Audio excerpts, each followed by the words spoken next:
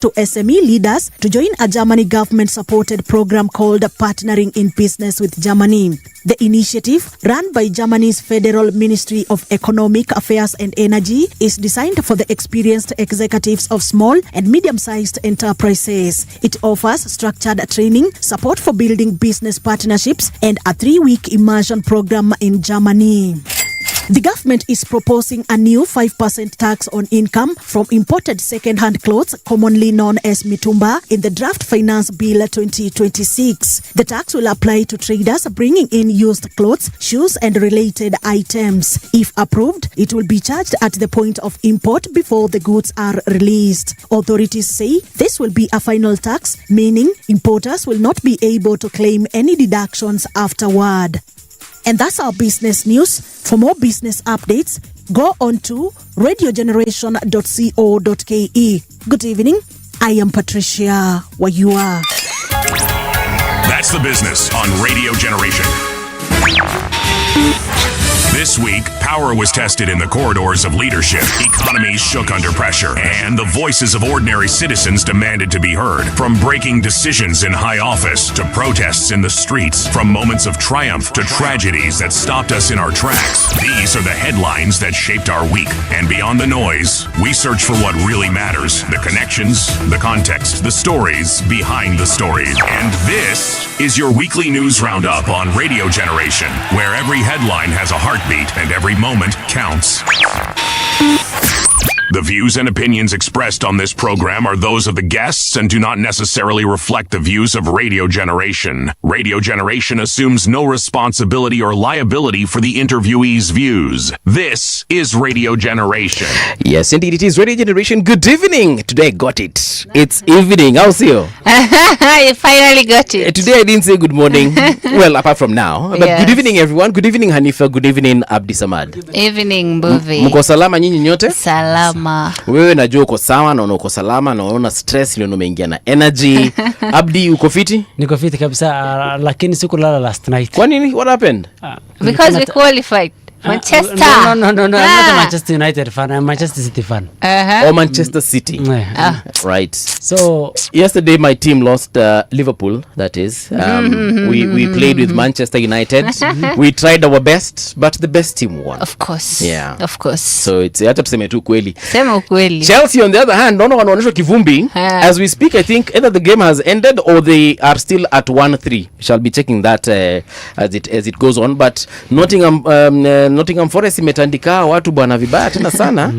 I am akinaurumia watu wa Chelsea. And watch out for proper. I love it. No. Let me tell you something. There are some teams, but we in the English Premier League. No matter what happens, we need to love them. We need to nurture them. We need to take care of them because they are a treasure, an international treasure. Let's not forget they won the Club World Cup, FIFA Club World Cup last year in the United States. So they're doing good. Yeah. Right. Welcome to Generation Report. It's been a week since I last saw you. Yes. Umesema uko salama. What do you have for us today? So today I want to remind Kenyans of the worst massacre we've had in this country, the Shakahola massacre. The Shakahola massacre saw the deaths of over 457 people. Yes. Which is the current confirmed number. We had women, men, and hundreds of children found in shallow graves. We have over 600 people missing up until now.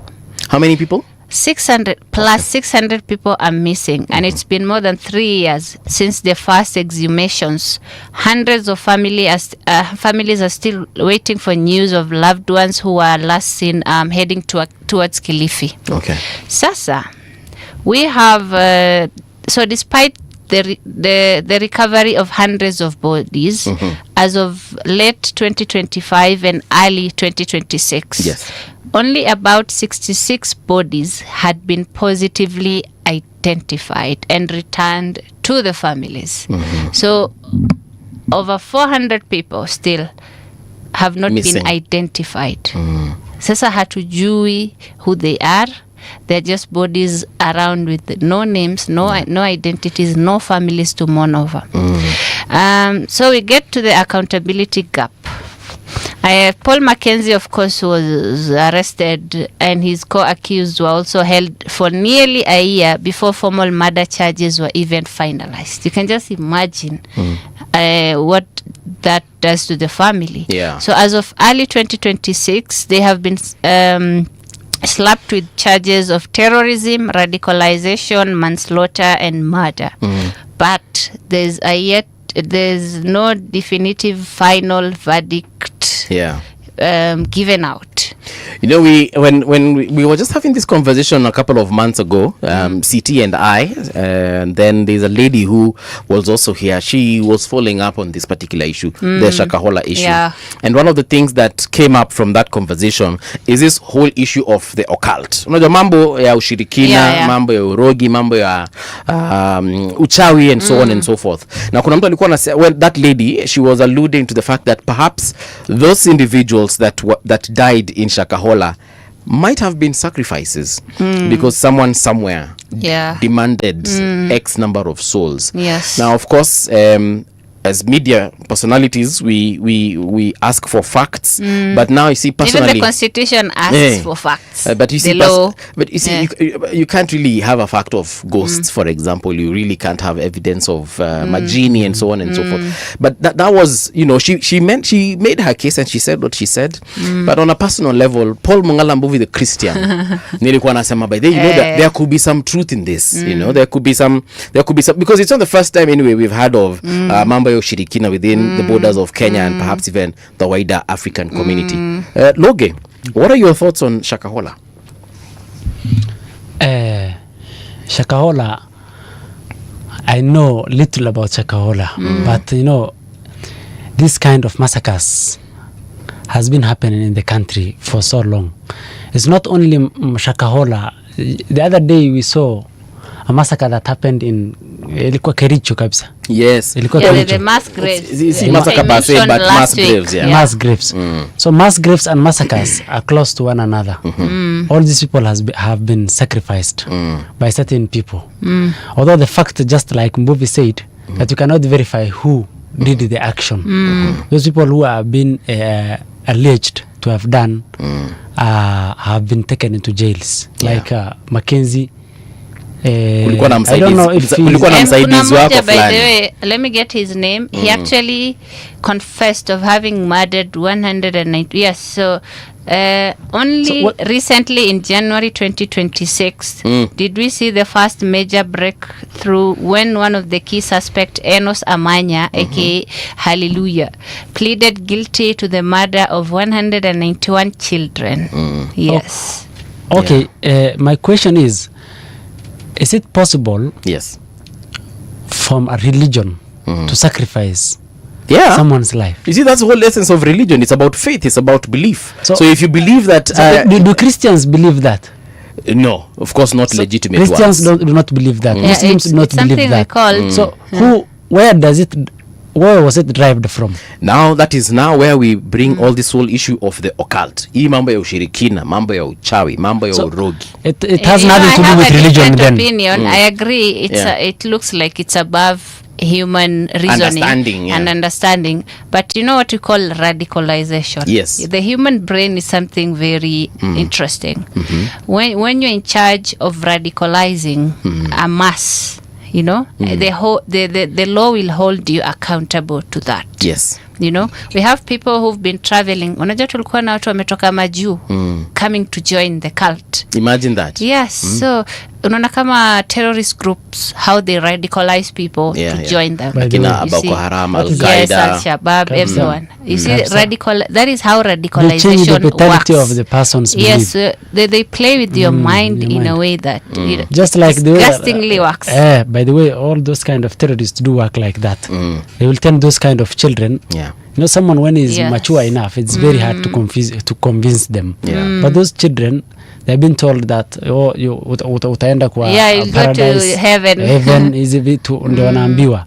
So they think they've been changed mentally. So they think that everything they've been told is actually true. So and they follow, they It's themselves being sacrificed. It's unfortunate, but then again, if you're also being factual about this, some of the things that were mentioned there is that watu walikuwa wanatoka as far as Kitui County, Yes, wanakuja huko ndio wana starve to death, but nasikia pia walikuwa wanadanganywa wanakuja kununua mashamba. So mtu anakuja na pesa kidhani anakuja kununua shamba, labda anapeana zile pesa, alafu katika ile process ya kunini anaingizwa kwa cult kidogo anajipata kistarve, lakini pesa zimeenda na nani? Zimeenda na kasisi. All these people who have been sacrificed, they need to make sense of their brain, because when someone who is the leader, nasikia hata human those trafficking kind of is organ harvesting actually exist, whether it is terrorism, whether it is related to religion, it actually exists. Yes. But these people who have been sacrificed, before they go there, they first need to ask themselves,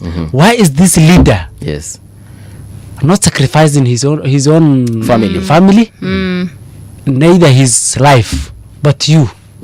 Because to him, he knows that this actually does not exist. He believes he wants to sacrifice those people, but he actually believes that his life is more precious than others. That is what, because if it is true and it is by faith that he believes that these people need to be sacrificed for them to go to heaven, then him too need to fanya hivyo. Be the first person to do. Radicalization messes with their head. Nyinyi si wa Kristo, acha niwaambie. Unajua kuna tumutu hapa hivi nje tunajifanyanga ni tumkristo tunafanyanga hizi mambo. Kuna mwingine alifanya watu wakapeana mpaka their what are they called? Assets, their properties. Yes. Watu wamepeana magari to their pastors and their pastresses. Watu Even Mackenzie. Yes, watu wamepeana magari. Mimi nimeona watu wakipeana mashamba. Unaenda nyumbani unachukua title deed. You have an acre of land ama ka 50 by 100, unachukua hiyo shamba unapelekea pastor hivi unamwambia sasa multiply my property. I saw the other day. Okay, that is better than believing your heaven. But you see what I'm trying to say is that there is really not much difference between that person, because if you honestly believe that land will be multiplied, yani upeleke hivi title deed ama Mercedes yako hivi alafu ukae nyumbani hivi uamke kesho asubuhi upate suddenly if you are worth 1 million you're worth 2 million, if you are worth 10 million you're suddenly worth 20 million. So that's Bwana. I know. I saw yesterday. Even children, I came across a video. Sorry to interrupt. I came across a video of a pastor. He was in a church. He said that, who will help me with 1,000 shillings? All the people actually they came to him. Yes, they are running towards him. Everyone wants to be the first person to give out that 1,000 shillings. Hakuna tofauti and ya in hao. a moment, Yes. he has hundreds of thousands of shillings. Hakuna tofauti ya hao wa 1,000 na hao wa Shakahola, because they are one step away from being told, okay, now I need 1,000 people from here, we go to heaven together. Yes, people will stand. Na waambie kunyweni hii sumu. Na watakunya na just like they were being stabbed. So in Shakahola, it's very sad that children were also majorly affected. You see how I've been mentioning these scandals and tragedies since we began, and one thing is constant: children. Children are dying in this country, left, right and center. Yani maisha imekuwa too disposable. Maisha ya watoto wetu tu imekuwa hivyo. That's how bad it is. So let's not forget the worst massacre that has ever happened in this country, the Shakahola massacre. All right. Happy belated Labor Day to both of you. You too. President Ruto ametuongezea mshahara by 12%. Sijui kama HR ame reach out to you. Have you been called by HR? Ai wapi bwana. Umepigwa na HR? Bado. Yeah, mimi simu yangu imekuwa na shida over the weekend. Sikuwa na charge, so nimecharge leo. I hope atanipigia simu. But on Friday when we had Labor Day, President Ruto announced some changes, some percentages akaongezea watu wa agriculture na then now kawaida tu workers, wacha niite workers. So workers wameongezewa mshahara yao by 12% and 15%. To Agriculture Ndio 15%. Yes. Alafu normal citizens ndio 12%. Yeah, so now I don't know, what do you make of that before we actually even play that clip? Mimi nasema so 12% increase is 1900. Mimi nasema mtoe hapo SHA na mtoe nini affordable housing hapo na mwache tuongezea pesa. Listen, 12% increase is 1900. Are these people trying to make amends with Wait, where are you getting 1900 Never- from? I Oh, never is it thought not it's 1900? 1900. I saw the nini. I What- saw the Wacha tufanye data. hivi. Let me just play this Just clip play it first. and then I'll Yeah. show you. Then we get down to business.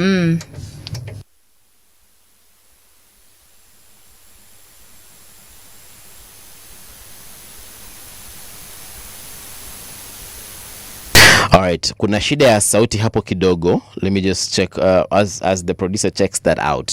They're going to be sorting it out shortly. But anyway, so President Ruto announced 12% increase in general wages and 15% rise agricultural wages to Kenyan workers. Maworkers wa Kenya wameongezewa pesa. Wameongezewa mshahara. And it's a good thing. My question is, even in previous years, watu wameongezewa mishahara. Even minimum wage, kuna wakati ilikuanga sijui 5,000, ikafika 7,000, ikafika 10, ikafika wakati wa President Uhuru, I think ilikuanga huko ma 9,000. Watu wamekuwa wakiongezewa mishahara. Yeah? Here's a clip. Vihiga hoye! Western Kenya hoye! Kenya hoye! I am pleased to announce a 12% increase in general wages and a 15% increase in agricultural wages. To all Kenyan workers, happy Labor Day. May we continue building this nation together for this and for future generations as we strive to transform Kenya into a developed economy within our lifetime. All right, there we are, 12%, man. Big shout out to our fellow government workers, because I can assure you, private sector ain't gonna do nothing about it. Take that to the bank. I hope my boss is not listening. I expect a 12%. Wacha kwanza ni SMS niwaambie I expect 12%. Ni mshahara mwezi ama ni next month? Mbona mna panic? No, but I'm fighting for your rights. gazetted. When the president said, bana, he has said, bana. Really? Si anafanyanga so road. many things. Si anasemanga roadside declarations all the time. But let me start with you, Logan. 12%. 12% increase is a good amount to all of us. Yes. Who are workers, who are Kenyan government workers. To realize, they say to realize the value of a day, ask to realize the value of a day, ask a daily wage laborer who has a family, a large family to feed. So it all accounts that we would have needed that money and that amount to be increased. Yeah. But I never thought it would come to this year, because since President Ruto took over the leadership, it is the first time ever. Ameongeza mshahara. Yeah, ama? I don't Yeah, know. for workers. Yeah. Okay, Kotu apparently the one that proposed 23% first. Yes. So they went with the 12%. I wonder why. So it was first to 3%, now it has been reduced to Acheni niwaambie tu 12%. kweli. Mi si trustingi Kotu, but yes. Please give me the mic. So that 12% increase means a lot. But before, many Kenyans think that once the president announces 12% wage increase for all workers and 15% for agricultural workers, they think that it will be implemented in maybe just like the way, what you have said right now. Will it be next month? People are Is it this month? So eager to know which month will it be implemented. So but it needs to and be sustained. go through three process. The first process is the Ministry of Labor prepares a wage order. The second thing is it is published in the Kenyan Gazette. All right. The third thing is about the employees are legally required to implement it. So after all this is being processed, then is when the 12% increase will be itakuja kuingia. So niache kuharas. Nawaambia watu wa Kenya wakona hiyo tamaa kabisa. They need to know, they are so curious about if one thing happens, they want to know whether it is by fraud. Promises ngapi hata gas haijashuka 200. Acha nikwambie wa Kenya venye wanakuanga. Mkenya ukimwambia, na si kupenda kwao, because tunawanga tumenyanyasa 24/7. Do you know what 12% means for someone who's earning 10,000? This person is going to suddenly start earning 11,200. For someone who was earning 12,000, that person is going to be earning 14,400. So it's a lot of money for them. It is a lot of money for them. Yeah, so ndio maana unaona watu wakiambiwa hiyo pesa imeingia leo wanaanzanga kuitafuta in advance. Yeah, so I actually feel fellow Kenyans now feeling now I feel on that particular note. On tough times like this. Sasa issue ingine ni you know the Federation of Kenya Employers, yes. FKE came out to say they can't afford implement it sijui nini so how does it work? Kotu haifai kusikizana na FKE kwanza ama hata wakupewa platform. They were saying wakupewa platform. This is the second year I think. Actually responded to it. I wish I could remember what he said because I was driving when I listened to his response, but he responded to those not allegations but to those what are they called, concerns by the Federation of Kenyan Employers. Na akawapatia some kind of formula about how it's supposed to work and how it's supposed to be implemented. However, me on this particular point I will side with Kotu because either way hata mimi nataka kuongezewa mshahara una get. So here's the point. We have got to discuss somehow how that will happen. So whether employers and employees come and figure out how this will work, whether they will go back to the president and probably talk about how it will work, because let me not lie to you, 12% right now is a lot for common mwananchi. Yes. Yeah, but issue ni siwangesikizana Jumatatu tuko asikizane na federation. Alafu wakuje aseme. So he just comes to announce alafu employers waendelee kuharass watu. But unajua acha nikwambie kitu moja Hanifa, amto agree. Binadamu hawezi agree on one. Hata sisi hapa watatu it's very difficult that we'll agree on one thing. Two of us might agree. That's why you see one man's meat is another man's poison. Or three of us will disagree. You'll have your own opinion, his mine. We might not come to our nini. So hii kitu mnaangalianga tu, number one, what does the law say? Number two, what is in the best interest of the country? Once you have those two on your side, bana, you just do it. Unasema waamini Kotu. Ndio nimesema this time on this one. People have trust issues. On this one, nitawapatia makofi. Nitawapigia makofi. I will see. No, tunapiga after imekuwa implemented and it actually works. Na mimi naona wangetoa tu hapo na affordable housing badala ya what siwache tukatasha na affordable bus. I am sure that many Kenyans still are expecting that. We have been promised several hundreds of promises and have not been fulfilled yet. Yeah. So, yes, exactly my point. Yes. That's what they are saying. So but the president said he was going to implement all of them. So action speaks louder than words. Let's see after it's been implemented. Then we're going to talk about more. The president said that. The president said he's always saying si kwa ubaya. Nini hajasema. Nini I'm just echoing what he said. Our next story takes us all the way to northeastern, the border of Kenya. The border of Kitui County, Tana River County, and Garissa. The chaos that has been happening there. 7 people lost their lives the other weekend. They were buried, I think, this last weekend. Really sad times. A lot of people have come out to say a lot of things, including watu kama Kalonzo, Kipchumba Murkomen, the CS for Interior, also had words to say about this. Some Northern Kenya MPs also had something to say. Perhaps let's listen in.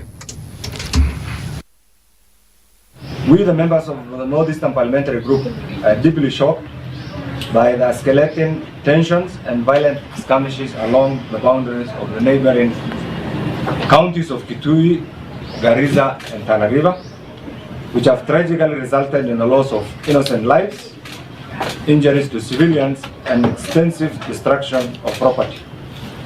These alarming developments represent a serious deterioration of security and stability within the affected areas. 2. These deeply disturbing incidents constitute a grave affront to peace, human dignity, and the rule of law.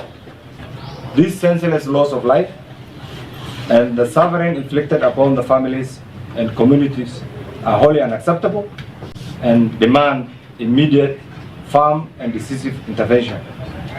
The parliamentary group extends its heartfelt condolences to the bereaved families from all communities and stand in unwavering solidarity with all the affected groups or communities. All right, so there we have it. Waheshimiwa wameongea na wakasema kile wamesema. Northern Kenyan MPs call for action over the clashes that happened in Kitui County in the area bordering Garissa and Tana River. Hanifa, what do you have to say about that? Mimi kwanza nataka kupreach amani. I seriously want to, I could not have put it any better than how the nominated MP Umul Khaira Harun came out to say. She really talked well. And yes, unajua, I want to address the Somali side and the Kamba side. Hakuna mtu ni muhimu kuliko mwingine nchi, you know? Kambas are our brothers and sisters. Nona. Na I don't think it's okay to let ngamias, not me, the real ngamias, kwenda kwa shamba ya watu feed on their what they're growing first of all. No, and no one, hakuna mse, anyone that kills or takes an innocent life should answer and must answer to the law, you know. Sasa on the other side pia unajua mtu akifanya makosa, if one person makes a mistake, it is not okay to stereotype the entire community. I agree. To jump on the bandwagon and keep saying ati Somalis are this, Somalis are that, they should go back to their country. I hear that every single day. You know, when the clashes broke out, it's one thing that blows up on social media. You know, in a dilute it from whatever it's going on. What we need is mwenye ameua hawa watu. Anyone that has taken an innocent life ever since the clashes started needs to pay, needs to face the law. Sisi wote, this country belongs to all of us, by the way. And I don't think we'd reach the South African way, because Kenya is such a beautiful country that people tolerate each other. People have lived together. Uwezi pata Mkenya atienda kuchapa foreigner physically, achana na kutukana na online. I've never seen people going for others physically ati toka inchi, which is, we're in a good place. So we need to protect what we have, you see. And another thing that which I hope doesn't become controversial, sasa both sides tena, we need Somalis to stop using derogatory words on non-Somalis. Words like jarers, monkey and stuff. No. And on a serious note, it is not okay to look down on people, to call them such words. We should not be doing that. And I'm saying the few of us. Because Somalis come out to condemn whatever it is that has been going on. Whether it is the incident, the boys stepping on the flags, nanini. All the same peace-loving Somalis come out to condemn it. Generally the Kushite community. And on the other side, people should not be calling Somalis names like Al-Shabaab. Maybe I get that a lot. That's why I know. Names like Al-Shabaab, we go back to Somalia, nini.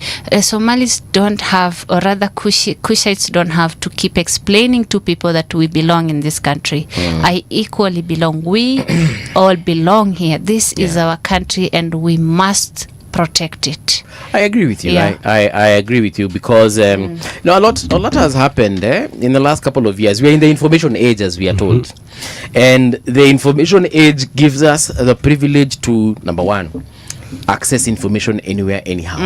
You can get online, you can ask questions, we have AI that you can interact with, and so on and so forth. People are a phone call away. You can call and ask and just find out what is being said or what has been said, and you can confirm. You don't have to wait for you don't have to go with hearsay, for example. But Loge, before I chime in, what do you have to say about this case? From my end, it is very unfortunate that we have lost 7 precious Kenyan lives in what was termed as a retaliatory attack from a certain community. Every Kenyan life is precious. It was constituted in the constitution that we need to protect one another. We need to live as brothers and sisters, especially for communities who travel, who rear livestock, and those communities who usually have those kind of farming irrigations, these people need to live on one another.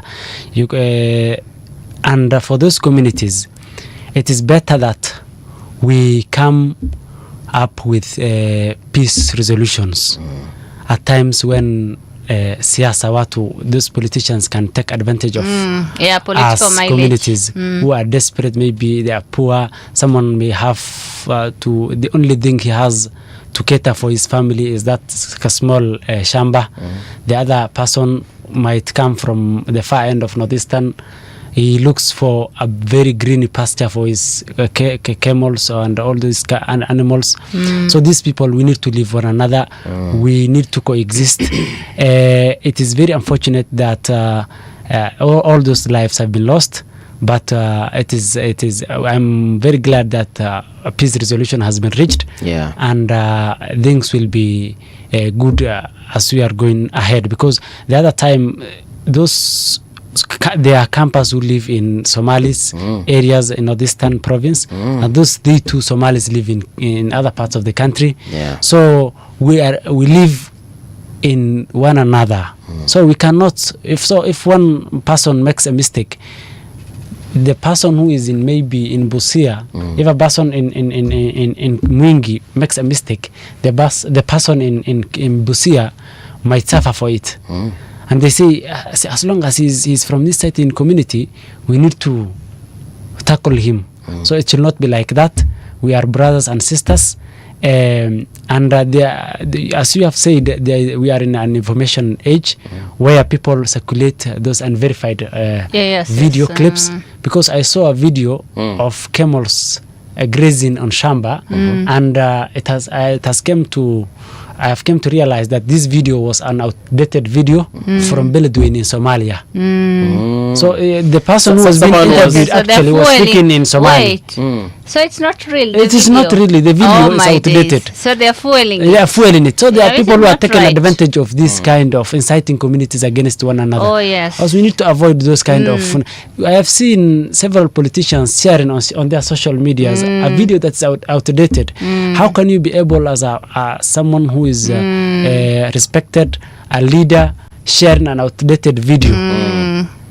It does not even make sense. So we need to get verified of what we are actually consuming as a country. You know, this is not the first time Kenyans have hated each other because of whether religious affiliation or their tribe or whatever.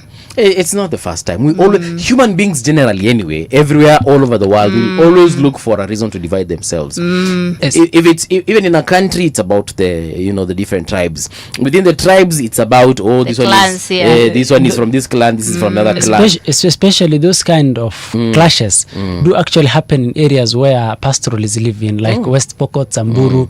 You will every now and then you find Isiolo, Marsabit. Watatafuta njia za kujidivide. Kama si woman and man, we divide again on the basis of ethnicity, on skin color. Oh, I'm lighter than you are darker than me. But we always find a reason to separate ourselves. But I'm for the opinion we look for reasons to actually bring ourselves together. It's as simple. By the way, we are look at what unites us.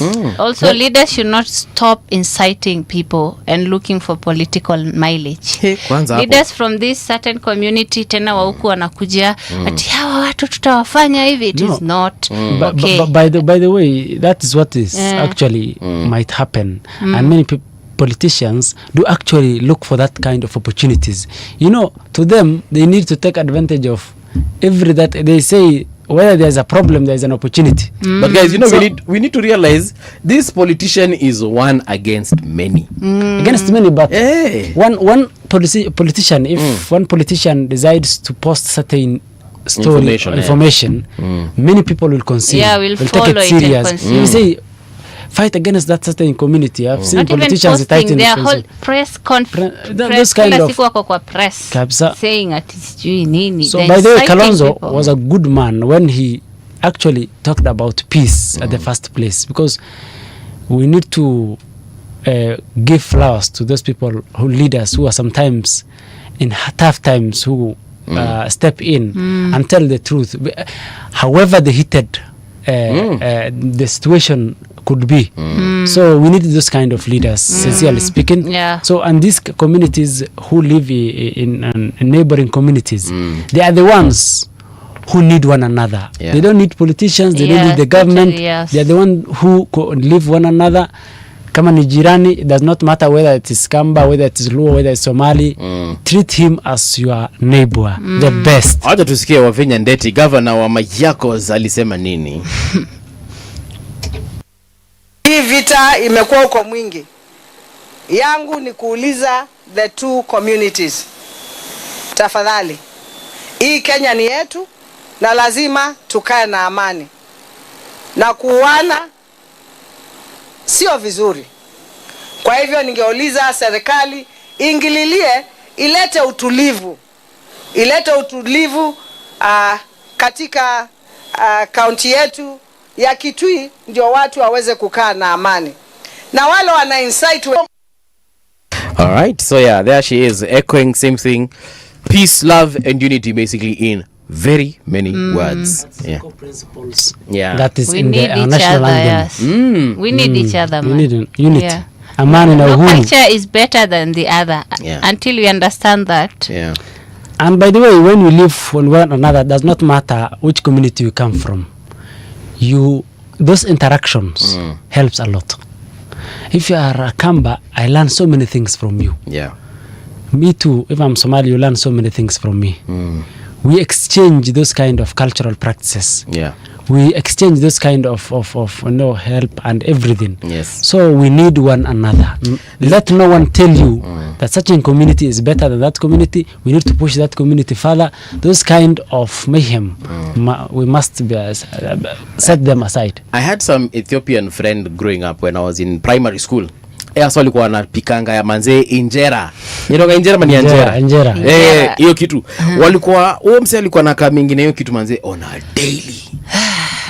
So mimi kwetu when we are having mashakura, you know, I hope my mom is not listening, but I actually enjoyed that food. But when we used to have ugali with nyama, or ugali with mayai, or mchele with ndengu, or mchele with beans, you know, as we had all these varieties, zilikuwa zinanibo. You want? Nilikuwa by the tulikuwa tunafika hivi ni venye nimesahau the name of this individual, this friend of mine from primary school. Nilikuwa nafika hivi shule namwambia namuuliza baba injera leo, ananiambia imagine we used to exchange meals. Anachukua ugali yangu na mayai ama ugali yangu na nyama, anipatie injera yake. It's very beautiful by the way. Mimi nilikuwa na bambika na injera because kwao I think they used to eat injera 24/7.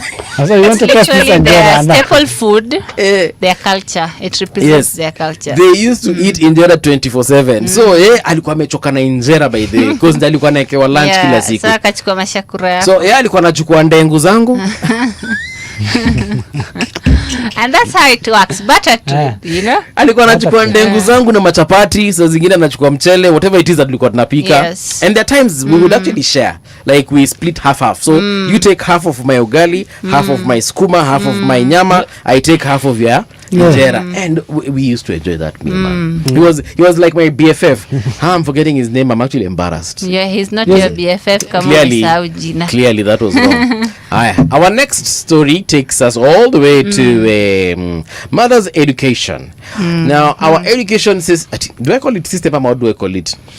The education in this country is tricky. But before I even mention it, let's just listen to what our CS, Migos Ogamba, has to say on this issue. All the principals who might have engaged in raising our school fees without the approval of the ministry will face the same processes. So that's when we get the complaints, and just like we got from Alliance, we will be taking action with the Teacher Service Commission and ourselves to ensure that we bring some order in that space. All right. Sijui kama mko na habari bana, kuna principal alikuwa ameamua ku hike fees by almost 100%. Who does that? I'm not saying that increasing by 10% is okay, but surely 100%. Hata kama unanyoa kila kitu bwana. Yeah, recommended ni imepita the recommended it was 50 something times 2. Yeah, times 2. You know, Sorry.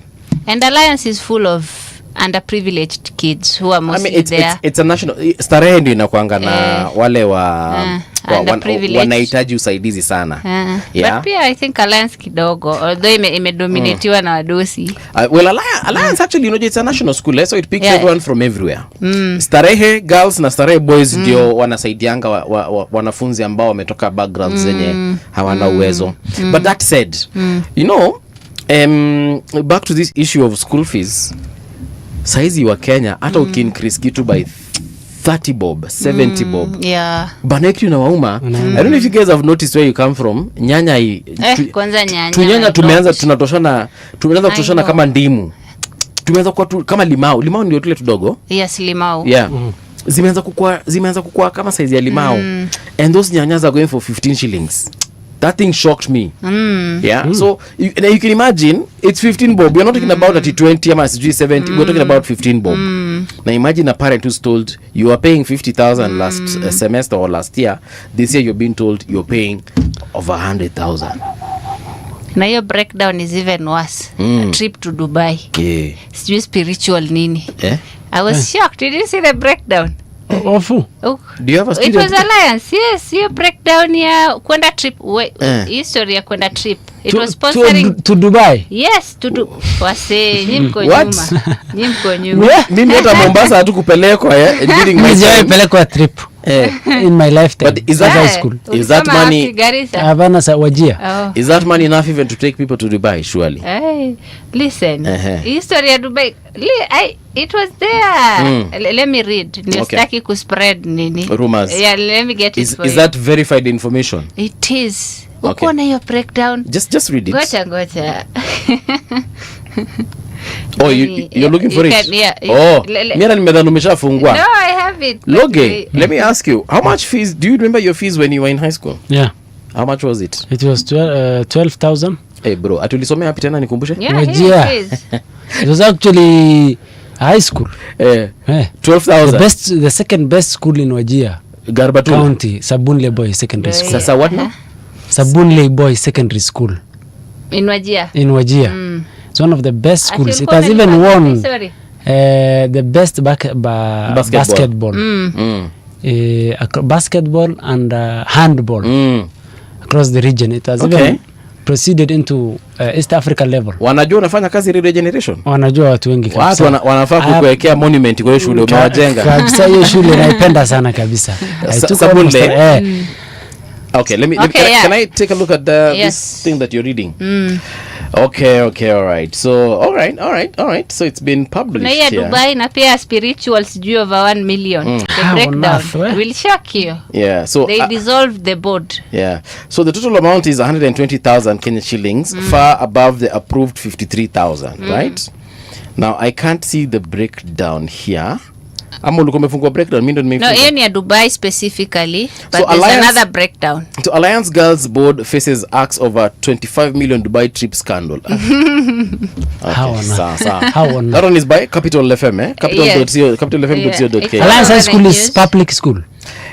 Yes, it is a public school. It is a C1 school. So unajua kulikuwa na national school, kulikuwa na provincial. Sasa hizo zilibadilishwa majina zikakuwa C1, C2, C3, C4. So C1 ni sasa kina Alliance Nairobi School, Lenana School, Alliance Girls na Alliance Boys. Hizo ndizo shule za C1. Akina Mary Hill kule sehemu za Mary Hill na kwanga Kiambu County. Yeah. So it's very unfortunate that fees are increased. For parents who are privileged, it's so easy for them. Sorry, I'm cutting. No.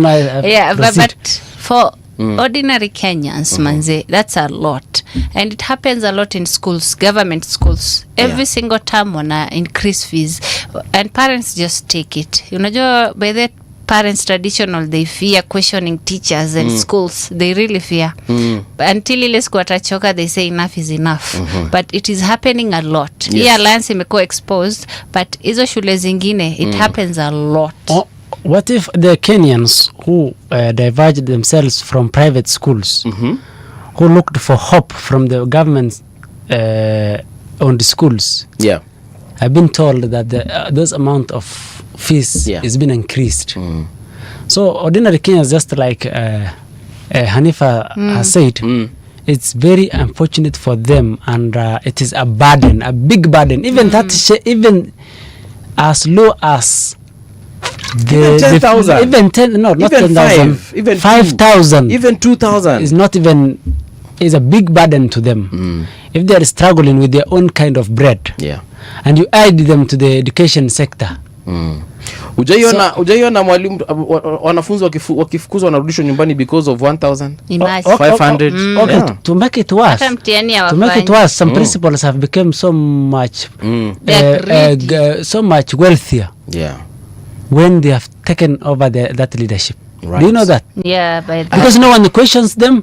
The parents are so afraid that they are to account them to accountable, and they take advantage of that. Some principals, not everyone. Yes, they do. Yeah. So they take advantage of that. You see a principal whose basic salary maybe was 100,000, earns 3 times, 4 times more than that, bro, from the fees and from the provision that was provided by the government to the school.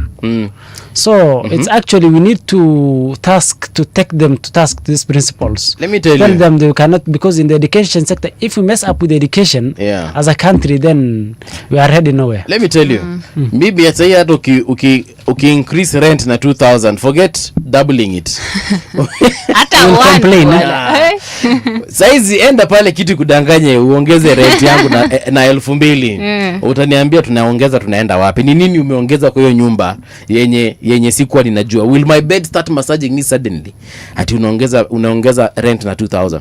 So for these particular institutions that have multiplied their fees by 100%, or rather by times 2, it's crazy. So here it is, investigation of the Board of Management Alliance Girls High School. This is from the Ministry of Education, Office of the Cabinet Secretary. Now amesema hivi, we are in receipt of the enclosed investigative assessment report. Okay. Now, they are saying that the approved budget has non-essential and unrealistic expenditure areas contributing to the inflated school fees. This include, number 1, moral and spiritual activities, 1.1 million. In fees, the entire school. This is what it will cost the entire school. So 1.1 million. Hiyo ni budget walikuwa wameweka. Okay, for the entire school, right? Yes, the entire school. Si ati mwanafunzi anatoa 1.1. Alright, so moral and spiritual activities. I'm assuming this mambo ya kanisa, mambo ya mosque, mambo ya majabu tu. Maybe waki invite a motivational speaker, I guess so, who is a pastor, or maybe an imam or I don't know. Moral and spiritual activities. Lakini hizi ni gani bana wase? Imagine. Haya, annual trips 16 million.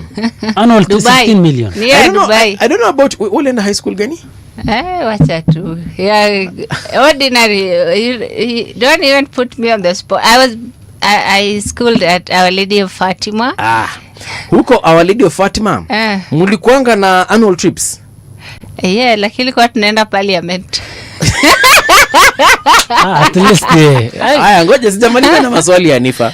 Huko mulikuwa mnachanga pesa ama ilikuanga trip facilitated by the school? Hiyo parliament. No, the parent anatoa. So they decide on the amount and then unaenda unaitisha mzazi. Okay. Hapa wanaitisha 16 million Oh my. Prize giving / speeches. Why are we paying for speeches? Yeah, I need to understand. 13 million. What are we giving that is worth 13 million? Mimi nakumbuka tulikuwa tunapatiwa receipts. 13 million for what? Certificate. For prize giving / speeches. I think ni excuses wamepeana after they were put on the spot. Why are you what in the prize giving ceremony would cost, because the venue already is a school venue. You're not paying for a venue. You're not hiring a venue. Yes. Number 2, the furniture is school furniture. Viti za wanafunzi ndio wanapeleka tu kwa hall kwa mfano. Electricity ni ile ya kawaida shule inatumianga. Hiyo iko kwa bili ya stima. They're not even creative with the lies. Certificates you print. That is how actually those governors do when they are being held accountable. 50 million seedlings. Na Mandera kuna staff bwana. Kuna drought. The other day was telling me that they feel ashamed to present those kind of calculations to the Senate. Yeah. Because you know, when you are being told that this is 50 million, sasa to pay how we spent all this money. So you will say, this chair I bought it with 1.2 million. Surely. niende kwa computer. Even the orders is That's how they do. So just like that, when you are being held accountable, so they are looking for 13 million budget yako. Just to throw it around. 16 million and in. The next item here is prize vouchers, sweets and examiners at 5 million. So prize vouchers na prize giving hizo ni different categories. Na hizi ni za 5 million. Hata hii 5 million ilikuwa inafaa kuwa kwa 13 equate to 18 million. And then last but not least, airtime / administrative allowances of 3 million. Who on earth are you calling for 3 million for an entire semester, term, whatever we call it? Principals are doing like that as a country. We are the board was dissolved. No, corruption will kill this country. The board of management failed in its duty to guide on prudent management of financial resources. For instance, during a meeting held on 16th October 2025, approval was granted to spend 25 million on a 5-day staff trip to Dubai. I told you. with the school management being tasked to find a way on how to bridge the gap of 13 million. No, but seriously, this is so sad. This is honestly sad. Dubai. Even the breakdown they've given, this is, we are jokers now. We are jokers. Look, I understand that we need to motivate teachers. By the way, I am all for it. Even me, if I were a teacher, I need to be motivated. If I meet students such as Loge, I need to be motivated. Ndio niweze kuwafunza. Unaget? But not 25 million to Dubai. Exactly. That's the thing. Other politicians are going even excuses. Even 30,000 or 20,000 for a week to Mombasa is enough. Why Dubai with 25 million? Why? But teachers in Alas actually eat better than the rest, I think. If my employer cannot take me to Dubai, I hope all these things I'm saying, I hope my employer is listening.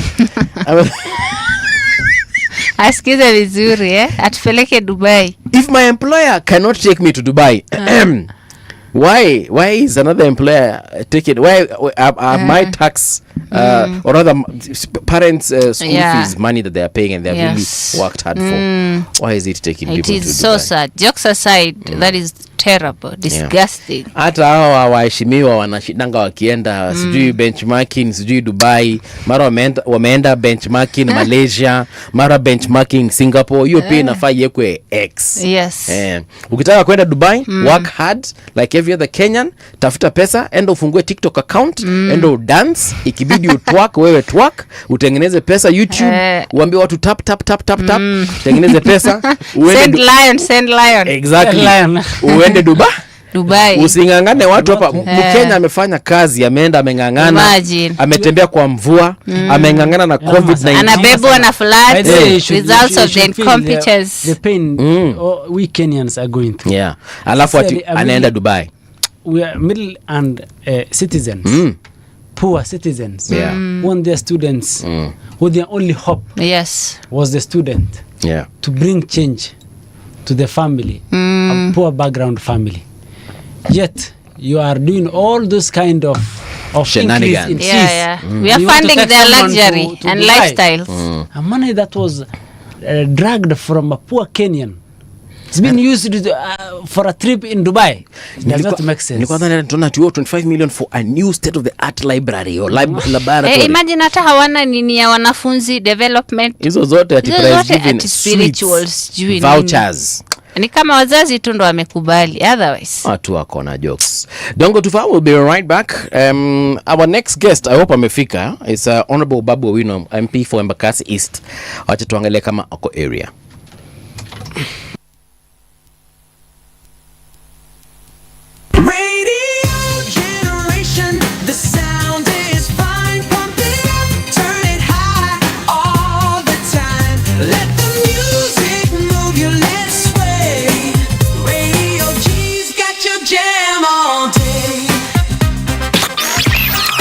Radio Generation, the home of urban soul.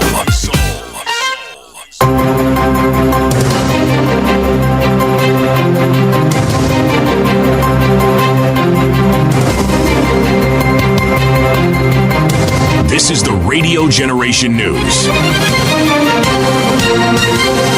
Hujambo na karibu ni kupashe yanayojiri nchini na ulimwenguni. Jina langu ni Patricia Wayua. Rais William Ruto ameanza ziara ya kikazi ya siku 2 nchini Tanzania ikilenga kuimarisha uhusiano wa kidiplomasia na ushirikiano wa kiuchumi kati ya nchi hizo jirani. Akiwasili jijini Dar es Salaam, alipokelewa na maafisa waandamizi wa serikali za Kenya na Tanzania kabla ya mazungumzo rasmi na mwenyeji wake Rais Samia Suluhu Hassan. Mazungumzo yao yanatarajiwa kujikita katika maeneo ya biashara, uwekezaji, miundombinu na sekta ya usafiri, yakiwa sehemu ya juhudi za kuimarisha ushirikiano ndani ya Jumuiya ya Afrika Mashariki.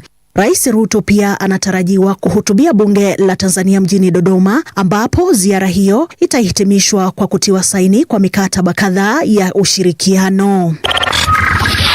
Naibu kiongozi wa chama cha Jubilee Fred Matiang'i amemtetea aliyekuwa Rais Uhuru Kenyatta kufuatia ukosoaji kutoka kwa baadhi ya viongozi wanaoegemea serikali kuhusu ushiriki wake katika masuala ya kisiasa. Matiang'i amesema ni kinyume cha misingi ya utawala bora kwa viongozi kumshambulia rais mstaafu, akibainisha kuwa mafao ya marais wastaafu ni haki ya kikatiba na kisheria, si fadhila za kisiasa. Ameongeza kuwa kauli hizo zinaonyesha kutokuelewa ipasavyo mfumo wa kikatiba na utawala wa Kenya. Matiang'i amesisitiza umuhimu wa kuheshimu taasisi na hadhi ya viongozi wastaafu, akisema ni jambo muhimu katika kuimarisha utulivu wa kisiasa na mshikamano wa kitaifa.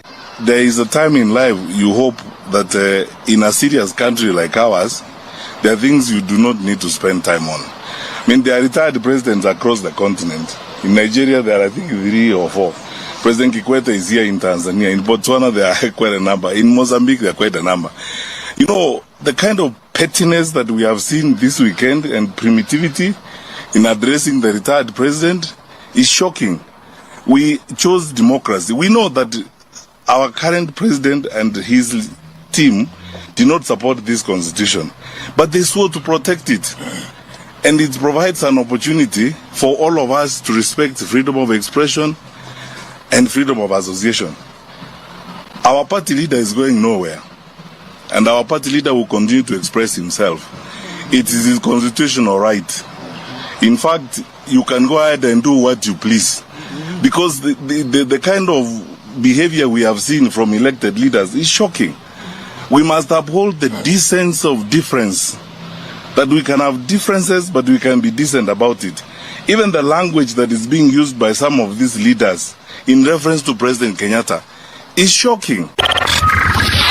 Kiongozi wa chama cha ODM Oburu Oginga amesema wakati umefika kwa chama hicho kuwa na msimamo mmoja kuelekea uchaguzi mkuu wa mwaka 2027. Kupitia ujumbe wake uliosomwa na naibu kiongozi wa ODM Simba Arati katika kongamano la chama hicho mjini Mombasa, Oburu alisisitiza kuwa ODM bado ni imara na imedhamiria kutoa mwelekeo wake wa kisiasa kwa wanachama wake. Aidha, amesema chama hicho kitatoa msimamo wake kuhusu mazungumzo ya kuunda muungano mpana wa kisiasa unaolenga kuunda serikali ijayo, akihimiza umoja na mshikamano ndani ya chama hicho. An end to internal conflict as they do not serve our interest but instead create division that may become difficult to repair. Finally, I would like to remind us all that we can only have one command center. We cannot have multiple voices issuing conflicting party position.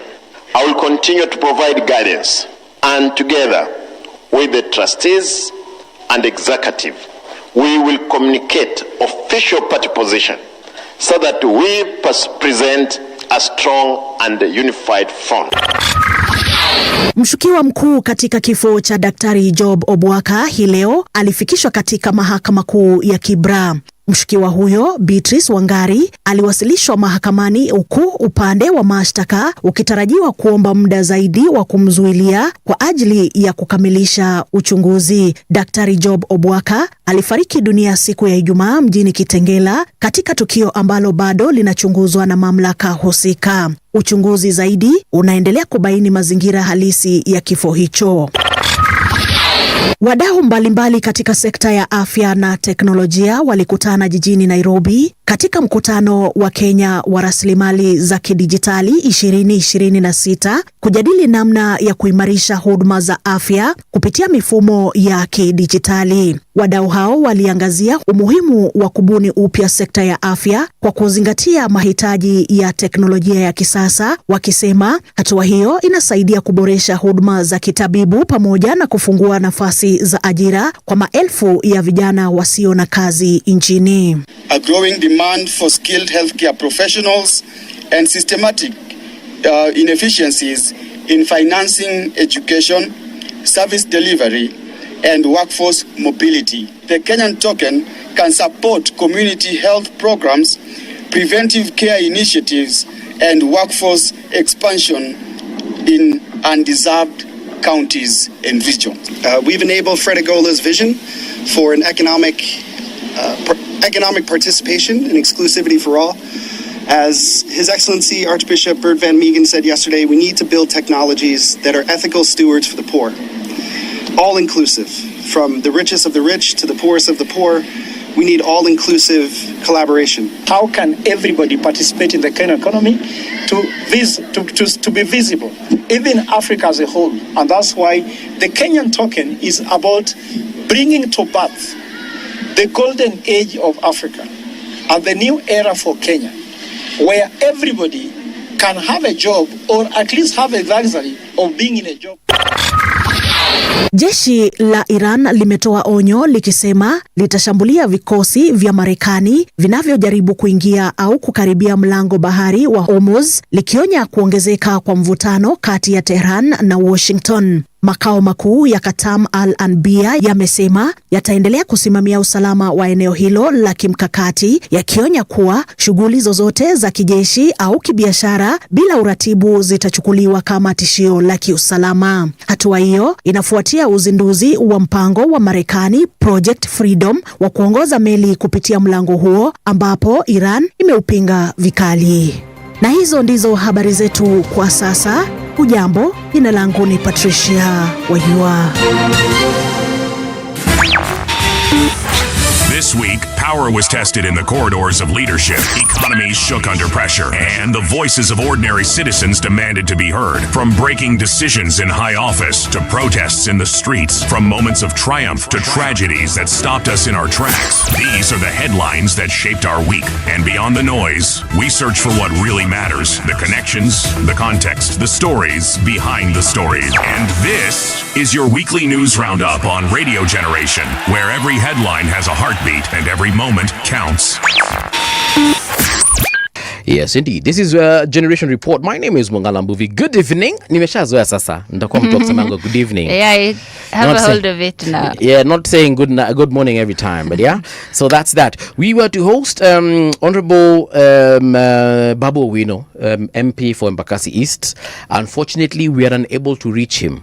Sasa hatujui kama mali yuko kumenyesha, floods zikafanya ile kitu. Labda ni floods za Nairobi. Hatujui kama simu yake imesha charge, but akikuja atakuja tu. But there's something I wanted to highlight before we introduce the other guests, because we did have some other guests that we were to have in the next hour, but we have now to push them to this particular hour. Muturi warns against efforts to silence Uhuru Kenyatta's political rights. You saw what has been happening. I don't know if you've heard, but MPs are on Uhuru's neck right now. They are telling him, "Bwana, ulishakula chumvi yako, retire in peace." But I'm thinking, Uhuru Kenyatta is a party leader of a party called Jubilee. Uhuru Kenyatta is a voter in this country. Hate him or love him, he has a voice. And he will use it the way he wants. What are your thoughts? I don't know. It's like nika wanamwogopa ama akijaribu kusema he is not important to me. No, they feel like he's meddling too much in the politics of today. I think he is backing Matiang'i as a presidential candidate, and he has several other candidates. So hizo ni ma politics tu zao. Wenyewe waendelee pigana hapo getting back at each other. So sisi, we only what works for us. Our my old guards, every politicians whatever it is they're doing or want. Speaking of politicians, the president, speaking of presidents rather, our president is currently in Tanzania. Okay, mbono me whistle. Is he not supposed to be in Tanzania? He's apparently addressing the tomorrow, I think, addressing the Tanzanian parliament. Yes. For tomorrow. Right. Which something I actually wanted to talk with the Mheshimiwa Babu Owino, because Linda Mwananchi gave out a statement. Wako na shida na yeye. Yes. What is the issue? I mean, again, see, he's going to be addressing the Tanzanian parliament tomorrow. So what, let me quote what they said first. Yes. Wamesema, President Ruto addressing the Tanzanian parliament is like giving away Kenya's stamp of legitimacy to the fraudulent regime and electoral process. That is what that statement says, and also backing it up with how the Tanzanian parliament mocked Kenyan activists when they were in Tanzania, and the horrible experiences that they had in Tanzania. So I guess those are some of the reasons they gave. Right. I mean, I understand why the president would go and address that parliament. It's not the first time people have addressed, other world leaders rather, have addressed parliaments all over the world. It's not really a big deal as far as I'm concerned. But hey, whatever, man. Whatever they say, it's going to happen whether we like it or not. And we shall have to swallow this bitter pill. Let me call it bitter pill because they have an opinion. But we'll have to solve it, and then we have got to move on nonetheless. But anyway, like I said, we were to host Honorable Babu Owino in this particular hour. Unfortunately, he has not made it to the studio. We are not aware, we don't know rather, where he is. But we had other guests that we were to host in the other hour, but they're here with us. We've had to bring them forward. I'm talking about two ladies. One of them is the Secretary General, the Gen Z Revolution Movement. I hope I'm saying this correctly. Sophie Mugure Njehia. Have I said it correctly, by the way? Iseme vizuri. Iseme venye inafaa kusemwa. Anza na revolutionary Gen Z movement. Unajua mimi nasoma venye imeandikwa kwa poster. Okay. But umesema ni revolutionary Gen Z movement. Yes. All right. Sophie, welcome to Radio Generation. All right. Our other guest, pia ataniambia kama nitasema hivi vizuri, Chairperson of Young Captains, Roslyn Alionya. Roslyn, a very good morning. Okay. Good evening. Sorry, ninakuanga asubuhi.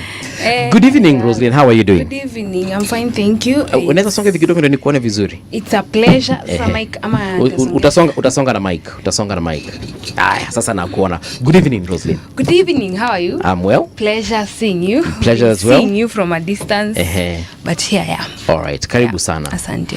You just found us talking about President Ruto being in Tanzania.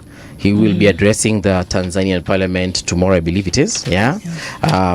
Some leaders are saying that is a stamp of legitimacy to a government they don't believe should be in power. What are your thoughts as a Kenyan? I don't know what to say, but the president is a president of a country in East Africa. So if we are having an engagement in Tanzania, I don't have a legitimate reason to tell him not to show up there. And then we need to know that we belong to Kenya, and then Tanzanians have their own country. So if the Tanzanians are not ridiculing, or rather telling President William Ruto to stop coming into their country, then as a Leonya, I have no business, because they went into the elections.